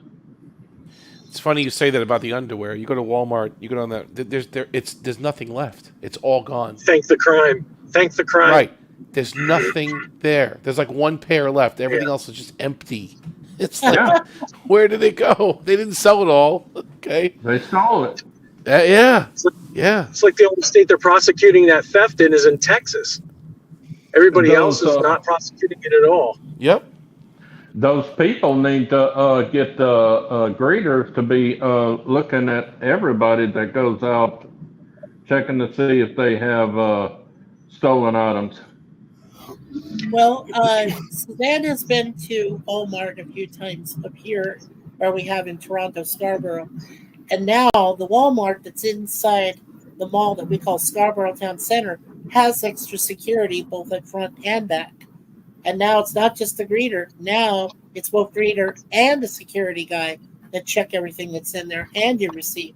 If you don't have your receipt there, they can tell you to put everything back because nobody else will do it. So, yeah, even cashiers will. We got greeters that talk to customers instead of doing their job. That's right. Good, let them talk, because those greeters are I fully support eliminating them. I fully support eliminating greeters. Fully support eliminating them. I agree, because they don't get paid. Because they are tyrants. Yeah. They could. I've seen stories where they show the receipt and still are accusing the customers of stealing the items and call the police and all that. Right. They They're have terrible. done that to people. Yeah. I'll interrupt. The cashiers at the Walmart where I go to stand behind you with these black boxes in their hand, and they're watching everything you're doing on that device in their hand. And they said, "Oh, did you buy this? Oh, you forgot this." They're watching everything you do. Every one of them. Yeah. Yeah, it's awful. It is. I got to say, I go to Walmart quite a bit, and I don't have any problems. I guess it depends on where you live, y'all. I suppose so. That's it. The problem here, someone keeps stealing the meat. They actually put steal things like they do with the DVDs. They put it in the meat, so you can't steal the meat. And in the cases of pop. Yeah, they do that now. They put these the detection devices in their meat products now. They're inside it, and it's in their pop. It's in everything. Is it the perfect meat though, Mikey? Is it the perfect meat or no? Just regular. Don't so much. I am for you, Miyazaki Wagyu. Miyazaki Wagyu. It was still great. That's the perfect meat. Yeah. Yes, that's the perfect meat. I am for you, A5 Miyazaki Wagyu. Mr. VP. Mr. VP. So you guys are talking about greeters. I don't know what they are. Like, I've never heard of them. What do they do? They harass people leaving Walmart. They harass them. What's their official job? I'll rephrase. Harassing people leaving Walmart, demanding to see their receipts. Yeah. And then pretending that they're law enforcement. So they're a type of security guard? They think they are. I think they are. Okay, I'm a bit confused. In New Zealand, we don't have them at all. Yeah, we don't have them here in Japan either, but they've been Again, around for like 20, 30 years in America, though. They've been Oh, around for a while. well, I Yeah, they've been lived around for for a while. 40-some years in America, and I'll tell you, I never had an issue when I went to Walmart myself. I'm just talking about myself when I was living in America. But when I moved here to Canada, I just hear a lot of horror stories. So it's exactly what you say, Tokyo. It depends on the location, obviously. Yeah. And if the store itself has been robbed a lot, if it's been, a lot of shoplifting has gone on there, which apparently for this particular location my wife goes to, it has happened. That's why they're doing more security. That's why they're being more obtrusive. So yeah. Yeah. Do you know how to Precisely. cut all this out? Take out self-checkout. Just remove it. Have everyone go I through agree. cashiers. They're going back to that. No, it's funny you say that. They're actually where I go to. They're replacing a lot of the self-checkout back with traditional checkout lanes. Good. Because Amen. it's failing. Amen. And they tried all this sophisticated software to try to detect customers that were actually not scanning things, and it just became a complete nightmare. So no, they're going back to lanes again, for the most part. They'll still have some self-checkout.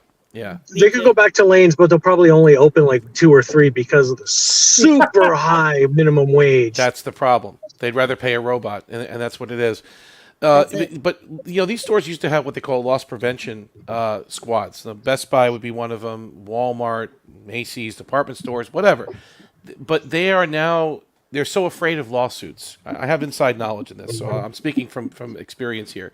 These companies do not want to get charged with, let's say, accusing a minority or accusing someone of a protected class of stealing and being in the paper or being in the press and having that kind. So they just basically they don't even go after external shoplifters anymore. They don't. They'll go after employees only. Employees that are stealing, employees that are going after the cash, employees that are taking stuff home. Exactly, because they can't get sued for that. Okay, they're their own employees. They can go after them till their heart's content, but they do not go after cases anymore for external shoplifting. And they used to have quotas, and they don't go after them anymore. Well, what they're doing now in the press is that because the specific demographics of everybody that's stealing everything, what they're doing now is they're just suppressing the stories now. So it really doesn't matter. But heaven forbid it's a white guy that takes a piece of candy. He may get tackled, but right. But anyone else, they just let him go. Let him go. And you see these videos of these flash mobs going into, let's say, a Macy's in Philadelphia or a store in San Francisco, whatever the case is. And they're just robbing the store. You have 35, 40, 50 people just ransack a store and take a whole bunch of stuff out. But the loss prevention, they're trained not to do anything. Don't tackle them. Don't go after them. Just observe, report, whatever.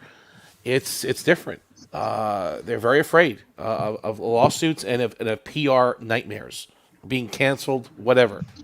They don't want it. So they let the shrink happen. Go ahead, Steve. So, you're telling me that in America there's self-checkout in department stores? Yes. Yeah. Some, yeah. Yeah. Like Target has them. Target, yeah. TJ, Marshalls, a little bit. The only thing we have self-checkouts for is supermarkets. Everything else you have to go through checkout. So Here too. Yeah. Supermarkets. Even libraries have self-checkout. Yes. Wow. Well, that makes sense. Well, no, it doesn't. People can steal books. Yes, it does. Because all you're doing is scanning a barcode anyway when you check out books from a library. It makes perfect sense. RFID tags. Yeah. Oh, really? What doesn't make sense? What doesn't make sense is that RFID. here there's a new down by where I live. There's a new dollar store that opened. Well, 100 yen store, dollar store, and they have no human checkout. It's all auto check. It's all automated. It's all automated. Yep, self checkout. No human checkout. So there's no stopping for the store at all. No, they're staffing the store. You have to stock the stock shelves, right? Yeah, The stock can't- shelves. Yeah. They have overnight And help. people. I used to do that. When I worked at one of the last two stores I worked for was a Dollar Tree, which is the same as a Dollarama here in Canada, but it's in the United States. And I also worked for Safeway. So Safeway, my Safeway store, depends on the store and the location. Because in my location, we never got to self-checkout. We always had cashiers. We did. And our store was unionized. That's why we had cashiers. We had people we could hire that could become cashiers and work. And they didn't mind it at all. I mean, they never even thought about having self-checkout. But now you see it more often because you do see it in a lot of non-union stores. You do, because I've seen a lot of self-checkouts in the stores that I know that when we were competitors back in the day before another company, I won't mention them, but they merged with us. Until that company merged with us, which was non-union, we still had our cashiers. We still had people working. So when I see these other places that have self-checkout, automated and everything, it saddens me because that means that there is at least 10 more people you could put into lanes, or at least 5, and give them a job of anything, and that they can make money and make ends meet. But you can't do that now when you have automated system like that in place. So, It's only going to get worse with AI, unfortunately. yeah. So, Professor, you mentioned they have RFID in the library. So, can you do inventory then, without having to actually touch any of the books and scan them? Like you could just walk around with some kind of device and inventory everything, or we have found that in practice that doesn't work very well. Okay. Limited range. Well, not only that, but it would pick up multiple RFIDs at once. Oh, okay. That sort of thing, and so yeah, you have to scan the barcodes. They have barcodes as well. Yeah. Well, Mr. VP, Steve, do your stores have self-checkout mostly, or do you have regular cashiers? Only supermarkets. That's why I was amazed that I was hearing about people in department stores having self-checkout. Well, And there's the reasons for that. You have to pay these workers $20 an hour in certain cities. Yeah. So it's cheaper to replace them with a machine, and even with added losses of product, I agree. it's still cheaper. Yeah. It's $30 an hour depending on the liberal hellhole. Yeah. San Francisco, California, you're talking about $20 $30. plus. Yeah. New York It's is no joke. 15. Been 15 for a minute, going up to 20. Well, yeah, even where I was. Look up New Zealand's minimum wage, and then I'll convert it and so you've got comparison. Okay. Oh, it makes sense. And then fast food too. I mean, you got these huge kiosks now in McDonald's. I don't know if you've seen them in your part of the country, your part of the world, but you don't even talk to a person anymore. You got them there, right? Well, but Japan's always been a little ahead with that kind of stuff too, right? With the vending machines and the automated kiosks and stuff. Yeah, right? but we also don't have $6,000 an hour minimum wage here. So you go in and you just touch it's a humongous screen. I mean, the thing is like probably the size of a 80-inch TV turned on its side, and you tap what you want and it takes your credit card. You don't talk to anybody. Taco Bell's doing it. McDonald's, all the fast food places. You don't order from a person anymore, at least around here. Yeah. Some Japan's of the older always ones been are great. antisocial. Yeah, Japan's always been antisocial, so that's just the way it is. Yeah. I tried that once at a Wendy's. Wendy's, okay. And it didn't take my order. It said it took it, and then the order was never placed. Didn't work. And did you put your credit card on it there, Jeff? Yeah. You did. And I didn't get charged either. It just didn't take it. Just didn't take it. And they told me it doesn't always work. Come up and order it at the counter.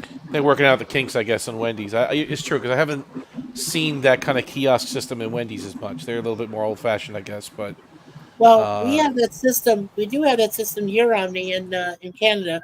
I know for two of our McDonald's, including the one that's now, well, it has still been in Walmart at the Scarborough Center, as I told you.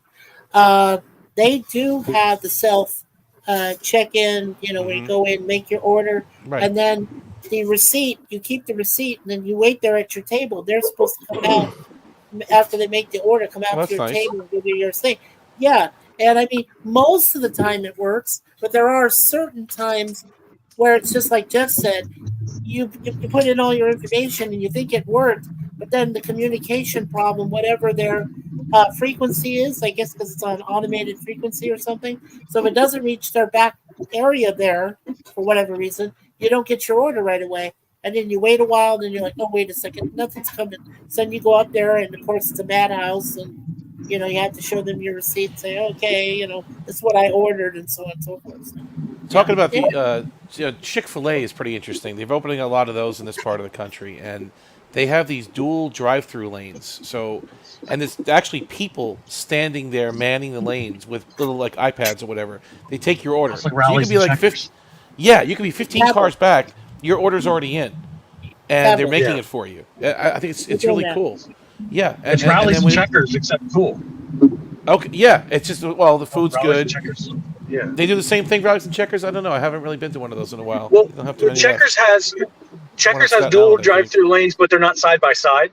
Okay. There's one on either side of the building, so you can go in one of two entrances. Oh, and that's you right. end up Yeah, at the there's other checkers. side of the You don't building. sit inside the checkers. You go just around it, right? There's no dining in. It's like just a drive-through, right? Yeah. Double drive-through, one on either side of the building. That's right. That's right. Well, and I know they have a similar deal that's going on with Starbucks. If you have people waiting to go get into Starbucks, not in our immediate neighborhood where we are, but I know that downtown Toronto, two of their Starbucks are now starting to have one or two people come out there for the cars that are waiting in line. Exactly. Early morning breakfast and coffee, and they'll go there, type your order in, blah blah blah blah blah blah. What are you paying with? This, okay, and then your order will be ready when it gets to the window. When you get to the window, yeah. Yeah, they do. They actually do that here too. They have people that go out with an iPad now. They used to take it by paper, and submit it themselves, but they have iPads now, and they go up to each car that are waiting in line and they take the order, pay for it, and they take payments too, right there. Yeah, they take it right there. You can slide it, and it's done. It's pretty impressive. They'll go all the way out to the street where the cars are waiting and take their order. Yeah. Yeah. That way they don't drive away. You've already paid. Yeah. Yeah. You can just do it. You don't even You already got your money. You got your money. But how do they know which car is coming up? How do they know the order? Like that's what I always figured out. Do they write your license plate number down or something? Or I don't know how they do it. I think they give them a number. Okay. Get a number. It goes by a VIN number. Must be something. I don't know. Oh, the VIN number? They're reading my VIN number? That's pretty impressive if they can do that. Well, they can scan it. Go into that. They're like, oh, Well, the order number works the same way as you get it on the app. It's the same way you get it on the app. It pops up and then you just tell them the number, or you show them the screen. Depending on how you order. Mr. VP. So, if anyone's interested, I looked up the stat and I converted it to US. So the minimum wage for all of New Zealand, because we don't have any states, so all of New Zealand is equivalent to $14.16 an hour. Well, you're not far behind. I mean, yeah. Most of the country's not that high. Most of the U.S. is still $7, $8, $9, whatever. But the big cities, they've made these pushes to go 15, 20, as Tokyo said, 30. And it is affecting consumer products like fast food or like anything. It's driving up the prices for the consumers heavily. So and it's killing the dollar. Killing the dollar. Well, I don't really have an opinion on that because I don't know what the cost of living is like. So it's a bit hard for me to make a comparison of whether it's too high or too low. But I'm just telling you the raw figure is equivalent to $14.16. But we don't, like I said, we don't have any self-checkout apart from supermarkets, and even supermarket self-checkout's only been around for, I would say at the most, probably 3 years, maybe a little bit more. But it's relatively new in New Zealand. So I don't know whether I don't know what the cost of living is like in the US and whether people need it. Depends on where you live. Yeah, it depends on where you live. I can guarantee you, most of the Steve, most of the sundries, most of the general food items, things like that, here in Canada are much more expensive than the United States because of the dollar transition. That's one Okay. reason. Generally Because speaking, there it's always has a lot of more demand, so with less products. Mikey. I think it's always been like that, though. Even when the Well, U.S. just dollar had recently, some semblance of strength. yeah, but just recently, I mean, well, we won't mention the C word, but the cause of like a lot of when the world kind of just Yeah, we get not it. really died, but just like kind of avoided shopping. It was, Yeah. and then they were starting to lose money, and they said, "Well, wait a second, we need to increase some prices here and there," and people are just thankful they can walk back into a store again, you know, without restrictions and buy stuff. So, but then they raised the price anyway, so it didn't really matter. So That's what they do Tokyo, here. I know it's been a while since you've been back to this part of the world. So in this area, New York, New Jersey, no plastic bags anymore. Just so you know, no plastic here. straws. Okay. Same You here. don't get plastic straws in the drive-through. You get paper ones now in the cups. We get paper straws and they melt. Toilet paper rolls that dissolve in your drink the minute you put it in there. Exactly. That's it. Exactly. So some things have changed for the worse. You know what Suzanne and Yeah. I do? We have our own steel. Those the steel type straws that can last forever. The ones that you can just use in any drink. That's the kind of ones we use. The We don't Korean even straws. Yeah. Oh. Is that what they call Korean it? straws are awesome. I can't use VP, them as I Mr. use mine VP. now. Sorry, I can't use the middle straws. They really hurt my gums. And the government the previous government tried to make plastic straws almost illegal. Most companies choose not to sell them, and it's really annoying because I need normal plastic straws to be able to drink anything. I can't hold Right. cups in the way able-bodied people can, and it's really, really annoying. So yeah, I hear you on the no plastic straws thing. I understand they're trying to cut down on pollution and particularly marine life in the ocean, but it's really difficult for disabled people who literally need good straws to be able to drink. Not just a luxury, but an absolute necessity. See, Steve, you mentioned something just now about saving the oceans and stuff by reducing plastics. Well, half of the stuff that you buy is wrapped in plastic. So That's true. Removing and outlawing plastic bags and plastic straws makes absolutely no sense to me whatsoever. I mean, the toilet paper rolls, I call them Greta straws or the how dare you straws. The what straws? Because the how dare you straws, how dare you? By the time you get to the bottom of the drink, they're all soggy. There's nothing left of the straw. It's done. It's over. Gone. Start chewing on them. I think it's because paper is a lot more disposable and degrades more, breaks down more than plastic. I think that's why a lot of them decided to go. I know that's one of the reasons they did that here in Canada, because they still find a lot of refuse of plastic items, in the lakes and everything, because we are near a Great Lake, Lake Ontario. Yeah. And that's our One of the closest big body of ones. water. So But see, that's why they're doing Mikey, it. Mikey, see, that's the thing. You mentioned something else just now. It makes no sense to manufacture all of these paper straws in the name and say it's in the name of the environment when you're killing trees to do this. Jay says, I got it confused with Star Trek instead of Babylon 5 actor who played Garibaldi and the actress who played Talia. So he's talking about Jerry Doyle was married to, what was her name again? Who played Talia Winters. What was her name? I can't remember her name. Thompson. Andrea Thompson. That's it. Andrea Thompson. So they were married. They did meet on the set of Babylon 5. They did get married for a short period of time. Yeah. Yeah, they did. Okay, thank you, Jay. Yeah, and I was confused a little myself. Yeah, I didn't know which one you're talking about either, but that's interesting. And then actually, Yeah, it wasn't. Did Kate? You Was wanna she on resend, Babylon 5 or no? No, Caitlin Brown was on Babylon 5. Not. Sorry. Well, actually, she was, wasn't she? Yeah. Yeah. Hmm. Who are you talking about? Ollie? Susie Plaxton. Was she ever on Babylon 5? I'm wondering if I don't think she so. didn't. It was Caitlin Brown who played Natoth. Yeah. Not Susie Plaxton. Okay. Susie Plaxton was only Trek, wasn't she? Right. She did a few other things. I don't think she did Babylon 5 though. What was I going to say? And the other thing that, while we're talking about environmental measures that make no sense, the really thing that keeps me going and annoyed is so-called EV cars that are supposed to prevent pollution, but really you're just powering them with coal.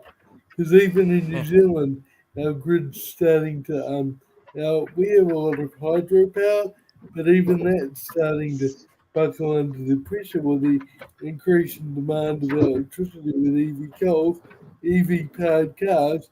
So you end up burning more coal, and it's like, oh, that's great for the environment, isn't it? Like, Susie Plaxton was not on Babylon 5. She wasn't on Babylon 5, no. No, she wasn't. And speaking of Babylon 5, you have the episode Grail coming up on Monday, right? Are we still on for Monday, or? I haven't heard anything different, so I'd say yes. This is a good one. John, this is a good one too. You're gonna like it. No spoilers. You're gonna like it. I think you're gonna like it. Some familiar faces. Let's just say it that way. I think you're gonna appreciate it. Yeah, familiar faces in the next 2 episodes. Actually, you're right. In the eyes as well. Yes. Yes, that's true. That's true. Yeah. Walter Koenig showing up anytime soon? He did already. Actually, wow. he did TKO? in the episode. No, not in TKO. He was in which one? The one with Ironheart, Mind War. Mind War, yeah. Episode 6. He'll be back. Oh He'll yeah, be back. Be singing you. Oh, he'll be back. Oh my goodness, he'll be back. If you think you've seen the best of Bester, you have not. Plus, I just wanted to address Tokyo for one last question about the trees. So what I was going to say is that at least our area is starting to, or has been for the last few years, have been doing a reclamation project. So in the time that they've been trying to use paper products instead of plastic, they are still replanting trees. So, I mean, they are replanting what they cut down. I mean, yeah, the logging industry is still, alive and well, but Still so stupid. It takes generations for these things to grow back. Oh, I know. I'm just saying that they're making an attempt. It's probably ill-advised, but The stupidest thing ever. Oh, we're going to replant the trees that we cut down. I mean, they take 25 years to produce the amount of oxygen it takes for one person to breathe for 10 minutes. Yes, sir. I know about that biology. Believe me. I know it is. I know. Okay, it's ridiculous. You know what's stupid? But what's that? Here they banned plastic, so we need to use paper cups. Okay. Then they introduced a plastic tax, so you need to pay more for when you use plastic. So what do we do now? Now we pay for McDonald's to use paper cups with a plastic tax because there are still lines of plastic. Oh They're yeah, lined with wax or something. They're not lined with plastic, are they? I mean, it's like a waxy lining. The lids. Yeah. The lids. No. The lids are paper. Lids are paper here. Oh, the lids are paper. Really? The lids are paper here. The straws are paper. Europe is this is where it's going, though, bro. This is yeah. But the carton is lined with some kind of plastic that they do count towards the plastic tax. It's like a waxy film. It's like, oh man. They say it's plastic. This is where it's going, though. See, yeah, you're right. Europe's going to lead the way in this one. It'll be in our stateside in a few years. What he's talking about. What? Well, I also noticed that McDonald's, Suzanne just mentioned it to me, that they charge you little, fees like 5 cents here, 10 cents there, right? For like extras, like if you want an extra bag, if you want something extra added to your food. Of course. You know, they never Oh, used yeah. to do that before. It was complimentary, but now they're doing No. that. They're charging you more. Although Burger King says have it your way. I don't know if they may still Oh let no, you that's have it. I'm not BS. sure. No? That's BS. No, it's not true. Have it your way. No. Okay. That used to be, not now. Not anymore. I will say this. Let me say this, since we're all talking about protecting the environment and stuff like that. There is a Christian joke that I absolutely love. Whenever you're confronted by a environmentalist, you always just say to them, "Well, we're getting. The Bible says we get a new heaven and a new earth. So who cares if we trash this one?" It's real Book of Revelation there. I like that. It's nice. Just, Yeah, I like that. Go right to the end. That's it. Yep. Backtracking a little bit, Jay says Susie Plaxton was on Enterprise. Yes, Yes, she she was. was. The She Andorian was. lady. I forgot her name, though. And Mr. VP, I think you want to say something. Well, I heard. I mean, I saw Jay's comment. I was just astounded that Susie Paxton would play such a great role. Oh my goodness! Oh my Here we goodness. go. Here we go. She was a pretty blue lady. Just another slam. She's attractive. You better check out that episode, man. All right, you may like Slam it. fest. Boo. Okay. It's, You know what? It's I have not a- Discovery. Boo. Okay. Or I have a Strange question New for all you Cancer. Strange. Okay, I have a question for all you guys. So who was the better looking Borg queen? Do you think it was Alice Krieg or Susanna Thompson? That's a Krieg. tough one. Alice Krieg. Alice Krieg. Krieg. Pass. Krieg. I guess it depends on how you define. I said Krieg. better look. Krieg. Did you hear me? I said Krieg. I heard you. The Gorn. John said the Gorn. Gorn. The Gorn's a better Gorn queen. Yeah, I've never had a problem with Alice Krieg. It's weird because I've seen her out of the uniform, out of the Borg outfit in a few other movies. Oh man, I saw her in a horror film. She's a good-looking woman. She did Is she German or British? What is she? She's South African. British. Is she okay? Oh, she's South African. She's from she's from Johannesburg, if I'm not mistaken. Oh yeah. Okay. She was out of her Borg Queen uniform outfit. There's a movie. I don't know if you guys have seen it. It features a bunch of old men in it, including Sir John Houseman, but it's called Ghost Story. Now there's Alice Krieg. I mean, in the flesh, she's a ghost spirited woman, and very young, very good looking, and she haunts these old men that way back in the day when they were younger, they all murdered her, and then so she comes back to haunt them. It's a great horror film. Really is called Ghost Story. It sounds exactly like the premise for a Japanese original horror film called Tomie, and it's the same thing. Oh, it is Ponier? Oh, okay. Yeah, Tomie. It's the same thing. So it sounds like it's a Western version of Tomie. Hey, by the way, I love your Grudge. we have the Japanese version of Grudge and the other one. So. Oh, the Ju-on. Yeah. Yeah, the Ju-on. Yep. I saw the original Ju-on, and I will not watch The Grudge. You won't? I won't. No. And as a matter of fact, I probably won't even say that word so much because of Discovery. Oh. Oh, the cat. That's right. The cat. She's a queen. Oh. Grudge. Yeah. The only cat in Trek that served zero purpose whatsoever. I mean, None. Spot didn't really do too much. I mean, Spot was a plot point of a lot of things. No. Yeah. Well, he made Worf. Well, he scratched Riker, right? Spot scratched Riker. Yes. Worf beat the crap out of Geordi. Yeah, beat the crap out of Geordi. That's true. The only person that Spot liked really was Reginald Barclay. Yeah, he's the only one. Well, Data, of course. They still No wonder why changed Spot's gender, though. No one remembers that. But Yeah. They went through. No wonder why Neelix is such a well-behaved cat. It's Alaxian pet. That's Alaxian. Your pet's Alaxian, right? Yeah. What wasn't Spot important in the episode Genesis? Yeah. Genesis? Yes, I think he was. Yes. Genesis allowed his nut. Not that shit. No, but that's funny because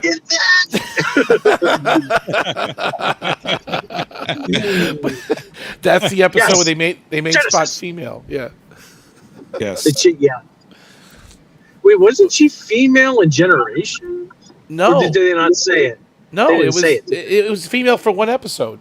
It was a he the whole Next Generation except for Genesis, and it was a she. Okay. It says that Data's cat was a Somali cat. I asked what breed of cat it was on TNG.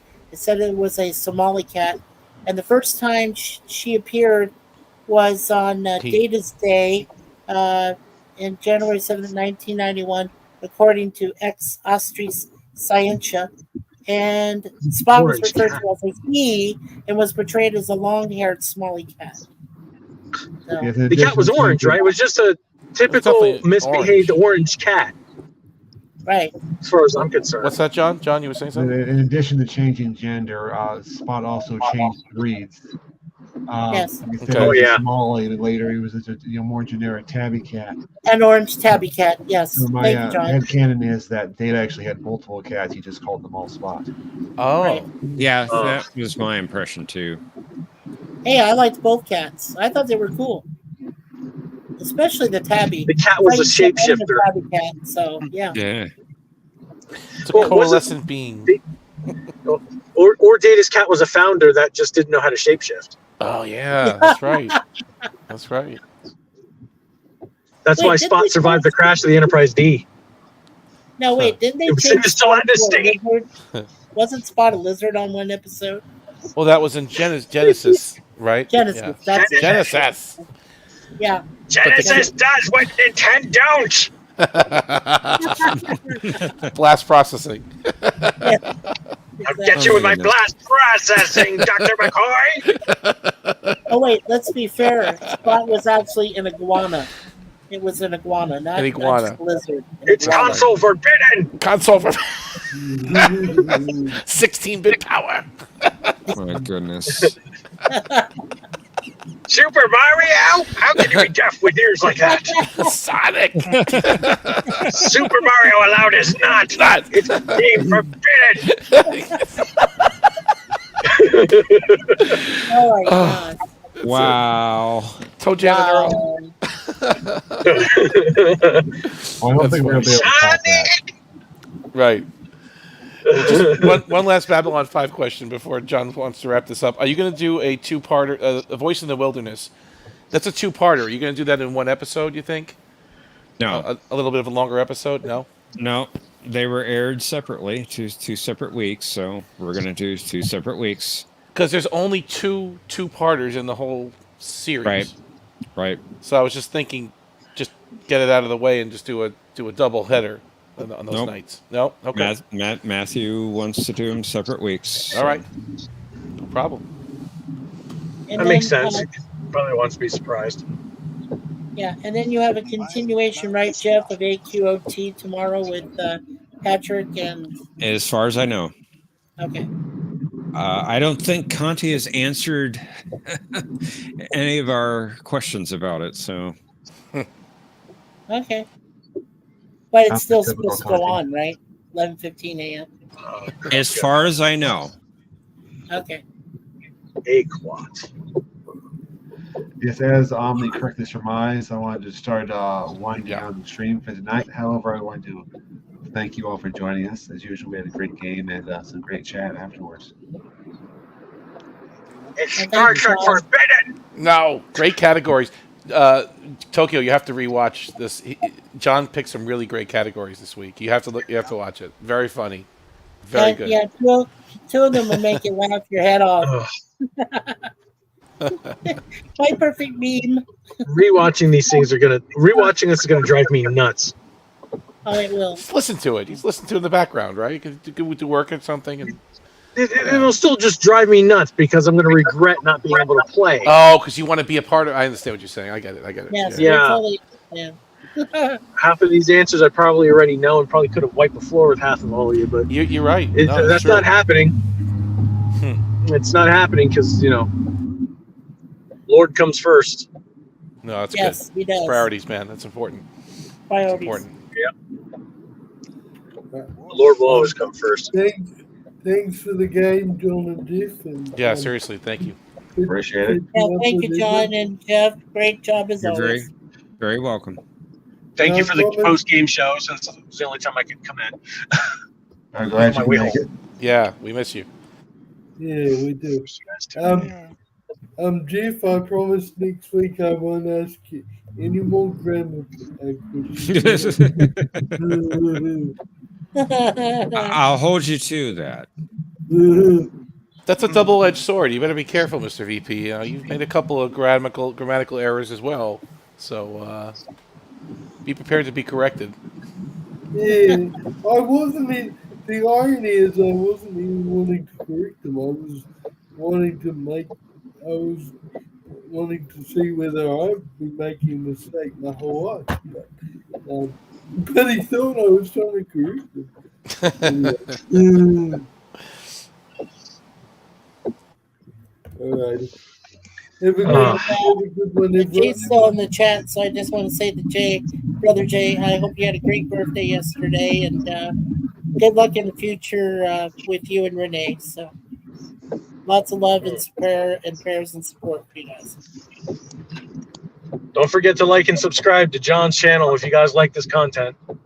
Absolutely. Thank you. And hit that notify bell, please. All notifications. And buy John a coffee. Yeah, buy I John a coffee. appreciate it as well. Don't listen to sources that say liking a video doesn't make any difference. It does. It does. Yep. Happy birthday, Jay. Happy birthday, Jay. Happy I birthday. can feel my DNA changing. We'll get to look at that, Patrick. It's screaming to go to bed. Birthday is allowed, it's not. It's aging forbidden. Oh, you guys heard that? Yeah, we heard you. Yeah, we heard it. I think I do that very well. Winning is allowed, it's not.